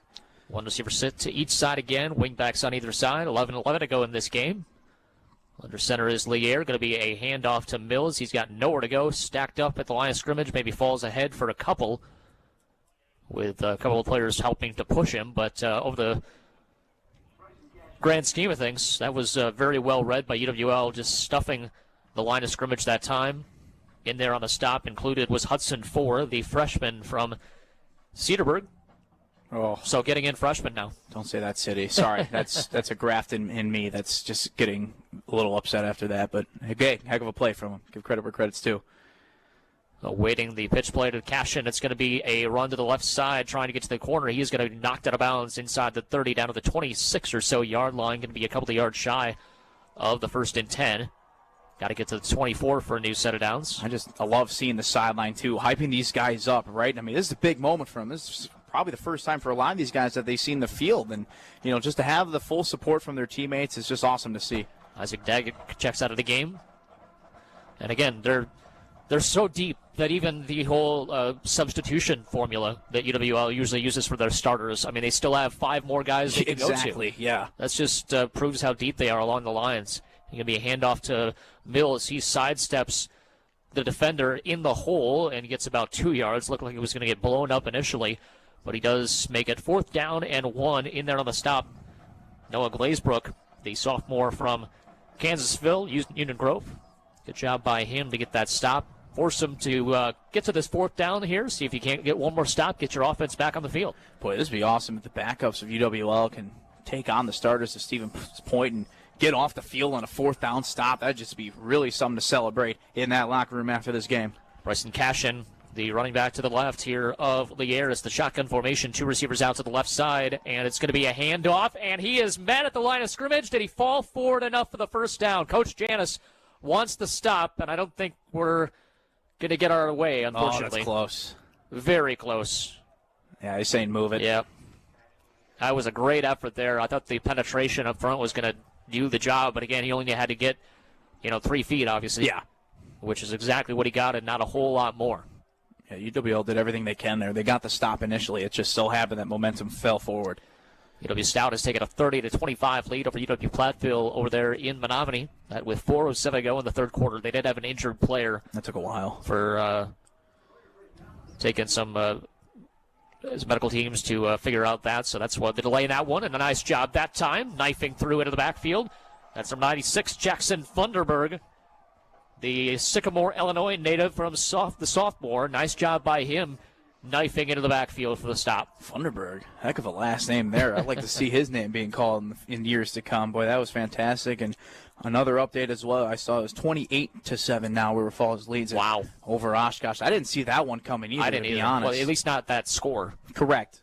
I definitely thought River Falls could win, but 28-7, not on my list of possibilities. Trying the maybe trick play, but never, whatever it was blown up in the backfield. A toss play to the left side, and eating him alive is Aaron Winters, the junior from Belvedere, Illinois. And it's 2nd down and long, back outside the 30 to the 31-yard line. And we're used to seeing Aaron Winters in kick coverage really making those big-time hits, but it's love to see that he's able to make those plays when he's out in a linebacker position. It was almost, he kept going straight left. It almost seemed like he was going to set up and throw it. It looked like it. At the last second, but he was tackled before that happened. Pressure in the face of Lier. He sidesteps the defender to the right side. He's on the move right side, and he is ushered out of bounds near the line of scrimmage. Maybe got a yard or 2. I love Ball it. hit the ref in the face there on the. Whoops. Not intentional, obviously, but lost the cap as well. Oh man, I love it. The wind is causing a lot of havoc, I think. Yeah, it is. But just seeing the pressure from these backups as well from UWL, showing the fight still, no matter what the score is, it's awesome. It's just so fun to watch. I can imagine having so much fun on that sideline too from these starters, just watching these guys go to work. 4th down and 18. Try to get off the field here with a Stevens Point ball at their UWL 31. Rolling. Trying to escape. Lier is going to get sacked on the play. Daggett is in there. Who else? Helping him up, number 98, Tate Milton, the sophomore from Green Bay, Notre Dame Academy. We know that school very well. Don't we? Don't we ever? Beating Logan last night to advance to the D3 state championship, but he probably let Milton some got of those the guys sack know. there. Absolutely. In the Going to be locker first room. and 10 Oh, that's at awesome. the Eagle 43-yard line. And look how fired up everybody is on that sideline for all those guys getting in there and getting the job done. God, just the difference a month and a half has been from just the sideline, just the attitude, the body language from all these Eagles, man. It's something amazing to see. Oh, boy. High snap over the head of Zach Weir, picked up on a hop, trying to escape a big loss and not able to do so. Hit down at about the 37-yard line there. That was Charlie Thompson, the sophomore from Gurney, Illinois. Loss of about 5, but he did good just to get that. Yeah. Able to get back on that football and get what he could. I have a feeling that we're probably seeing different offensive linemen, so that's probably just as simple as, first time snapping it in a shotgun formation and real time. Again, it's easy to do it in practice just because, that mental and plus everything is block isn't there. Everything is kind of half speed. Correct. Also, so a little less pressure. Hand off to the left side. Charlie Thompson backs it out to the middle and keeps his feet under him. Gets a push to around the 49-yard line and a really good second down play to get it to within 3rd and about 5 coming up for the Eagles. That's a gain of 12 there from Charlie Thompson, who, again, great job by him staying on his feet and getting as many yards as you can. Man, and Charlie Thompson could be another guy that we're talking about as well. He's only a sophomore. This running back group is going to be special next year. I can guarantee you that one. And there was a few games, obviously, this game last year with Stevens Point and Minnesota Morris. You saw him. You saw Colin O'Neill. From Cashton do a great job. So this running back room is very loaded. There's no question about it. There's a nice comeback route. Weir had pressure in his face immediately, and he fires a dart there to Zach Watson. Does a nice job hanging on for the target. Actually, number 5, my apologies, Parker Lawrence, the junior from Appleton, gets the catch. Yeah, and Zach Weir, again, comfortable, able to take those hits and still make a very good throw over the middle of the field to move the chains, and with these 5 minutes left, why not? Let's get another 6 points. Yeah. Be 3 touchdowns in a row with Zach on the field. 2 receivers out to the left side, 1 to the right. Play action fake. We're going deep down the right sideline. Good coverage on the back end there. And nothing home as far as a connection. 2nd down and 10 coming up. I think that was attempted for Lawrence down the right sideline. Yes, it was, and that was pretty sure Gavino Lopez again. He called his name a lot, trying to target after him. But again, that was a heck of a coverage downfield, not letting really Lawrence get an opportunity to even put his hands up and jump up and grab that one. So 2nd and 10, 2 receivers lined up to the left side, none to the right. Shotgun to the backfield here, running back to the left of Weir. I think that's Colin O'Neill, handed up the middle. It is Colin O'Neill, and he races through the 40-yard line to the 37. That's a gain of about 6 or so. And again, you saw the flashes of him. You saw the flashes of Charlie Thompson last year. You saw Gabe Lynch, obviously, what he did against Aurora in the playoff game last season in the 2nd round. So, yeah, it's good to see some of these guys back on the field again and kind of reminding everybody of what their talents are. Yeah, I mean, that's a total of 5 guys that you have to maybe worry about, next year, of another year under their belt. I think Gabe Lynch and Ott are going to be the only 2 seniors, and then followed by, Mitchell, O'Neill, Thompson. Man, oh, man, that's scary. Oh, and Lytle now into the game. He is the freshman. Play action fake. Throw to the left side for Parker Lawrence. He got to get tripped up by the turf monster as well. A couple of times we've seen that now. And one ref says he's somewhere. One ref says he's somewhere else. Eventually, it's going to be about a yard gain on the play. Brings up a 4th down and 4. These guys got to change their shoes or something. I mean, usually you see it once, but twice. That's a rare sight on a turf field like this. Sorry, I'm scoreboard watching again. As Platteville almost punched it in for another touchdown. 2 receivers out to the right side. Thought you were commentating on the thought process of those running backs as they're going to the ground. Lytle hands it off on the draw play. Close to the first down. I think he's got it. And he does have it, and they will extend the drive. 3:25 and counting in this game. I love it. Keep him on the field right now. There's no point in taking 3 points. I mean, what difference does that make? See what you guys can do, what, these new faces, some senior faces as well, give them opportunities. That's what it's about here late in this game. Zach Weir will take a seat. That is going to be it for him. What a great career, obviously, last couple of years. What a great senior day for him. A couple of touchdown passes. Ashton Gondek now into the game, the sophomore from Lake Zurich, Illinois. 2 receivers right side. Penalty flags fly. I think the false start on the right side of the offensive line there. Moving a little bit too quickly. And again, these guys aren't always playing with each other, even in practice all the time either. So the coordination and the communication, it takes a little bit of getting used to. So 1st and 15 here with 2:54 to go in the game. Yeah, I mean, this could be a mixture of second, third teams. I mean, who knows, right? So all trying to everybody get on the same page, and just a simple mistake, and maybe could have easily just been as easy as just jitters, just trying to make a play for yourself, make a name for yourself in a big-time block, and you just jumped the gun a little bit. Lucas Collins into the game for UWL. 1 receiver split to each side. Gondek with a running back behind him in the pistol formation. And a fullback in there for blocking as well, right side of the backfield. Turning and handing it off and trying to get to the edge. This time is Lytle, and he's going to fight his way back to the original, the normal line of scrimmage, I should say. Maybe got a gain of a yard. Going to bring up 2nd down and 14 here on the stretch play to the right. Curious to see what we can do with Gondek's arm here. I'd like to see him throw it maybe a little bit. I know it's late in this game as we're quickly approaching the 2-minute warning, but I want to see 15 sling the rock a little bit.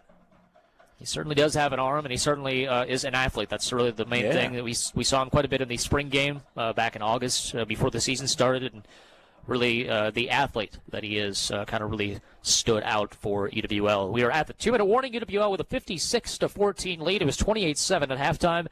And we're going to take a 60-second timeout and be back after this. This is college football on WKTY. What's happening in our community? Here are some items from our calendar to put on your calendar.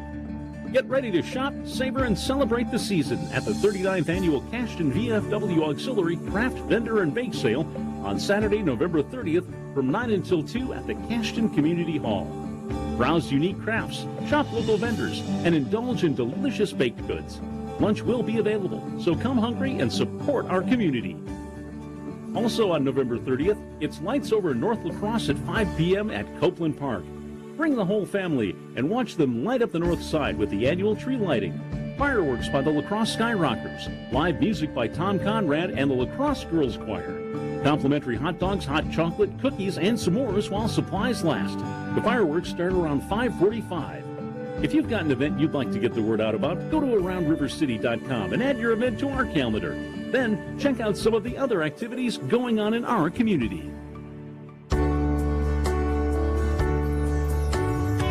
Welcome back to Roger Herring. Drew Kelly, Tyler Bilkey with you here this afternoon. 2 receivers out to the left side, on the right, new quarterback in. We'll get to that in a second. As a handoff up the middle. Not a whole lot doing, maybe a gain of 3 on the play. Nolan Mosier, the quarterback, number 18, came in there after a couple of plays by Gondik, the freshman from Brookfield Central. Bluegrass, Iowa, out of Davenport, the high school that he went to. So 2nd down and 9 after the run up the middle. Man, oh man. Selection committee, they're going to get their pay earned this weekend. I'm going to tell you that much for the Division III. There's no question about it. The question is, how many WIAC teams do they want to let in? Kyle Lynch into the game for UWL as he gets a handoff and a gain of about 3 on the play. Makes it 3rd down and 9. Ball at the 31-yard line. Clock stopped. So coming up here, probably going to have a clock adjustment. 56-14, UWL with the advantage. And again, not even close as far as the points that have been scored throughout the season. Yeah. It's been a lot of 30s, low 30s, high 20s. Second, I think we average around 29 points a game. Yeah, I'm pretty sure. And 33, 34, 28, 33, yeah. Sounds about right. Hey, how about it? UW-Platteville just tied things up, extra point away from taking a lead. Split receivers right and left, pistol in the backfield here. Mosier with a running back behind him, a little bit of a high snap. He's able to handle it and hand it off. Running left, hard running there, getting it through the initial line of defenders. Number 32, Kyle Lynch. Tough running there for him, the freshman. Yeah. Love to see it. Love to see it. From Indian Creek, Illinois, went to Carmel Catholic. And we're seeing another quarterback change. Why not? Mac Paul, another freshman. Have on the roster. This is crazy. Yeah, this is. I love it. They're having fun with it. I mean, Kyle Haas even got the penny on, giving assignments too, calling plays from the sideline. It's been fun. One receiver set to each side. 4th down and about 6. 4th and 5 officially. Got to get to the 22. And a handoff to the left side. Big hole, left side of the line. And EWL should be able to just kneel this one out. Number 35 with a big-time run there. Drew Weiss, the freshman from Burlington, Wisconsin. With 30 seconds doing, that's going to do it. UWL is going to finish the season 7-3, 5-2 in conference play. And what a coaching job by Coach Janus, keeping this team together. A great job by these coordinators continuing to evolve and figuring out the best play calls to what's going to work at the best given times. And a lot of credit to this UWL coaching staff and to this team as they now await the D3 playoff committee to see what their fate is going to be. And the Eagles, again, win this one. The final score, 56-14. We're going to take a 2-minute break, give you some final stats, and wrap things up from Roger Herring Stadium after this. This is College Football Live on WKTY. Go to a pro. Sign Pro. 7823456. I'm Jim from Sign Pro, and I don't know about you. I don't like to waste money. Vehicle lettering is a great way to create word of mouth, which is one of the best ways to advertise your business. We're going to work up a design, we're going to show you a proof exactly what it's going to look like and give you a firm price, and there's no charge. It's a free estimate, so there's nothing to risk. If you look at how much it costs to letter the vehicles that you already have in your fleet, vehicle lettering is a really cost-effective way of advertising your business. You look at how long you're going to have your vehicle, 2 or 3 years, and divide that out, and that is an amazing bargain for an ad that's constantly in motion. Give us a call at Sign Pro. It's a really easy way to find out how economical and effective your advertising can be. Go to a pro. Sign Pro. 7823456. Not completing high school is more of a social thing than it was an academic thing. I came out in the 11th grade. Nobody was embracing you. The kids were cruel. It was very difficult to be gay. Even though all these years have passed, I still had that longing to have my diploma. The hard part was determining that I was going to do it, but I definitely didn't do it alone. At age 30, with the help of her mentor, Carissa finished her high school diploma. I have a mentor, Maria. She convinced me to continue my education and finish what I started to get my diploma. Just never judges. She's a true role model. If you're even considering getting your high school diploma, go get it. You can do it. No one gets a diploma alone. If you're thinking of finishing your high school diploma, you have help. Find free adult education classes near you at finishyourdiploma.org. That's finishyourdiploma.org. Brought to you by the Dollar General Literacy Foundation and the Ad Council.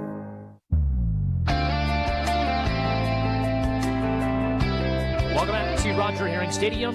As we get to the postgame show, final of this one, 56-14. Final updates that we can give you. UW-Platteville currently leads Stout 32-31 with 13 minutes to go in the game.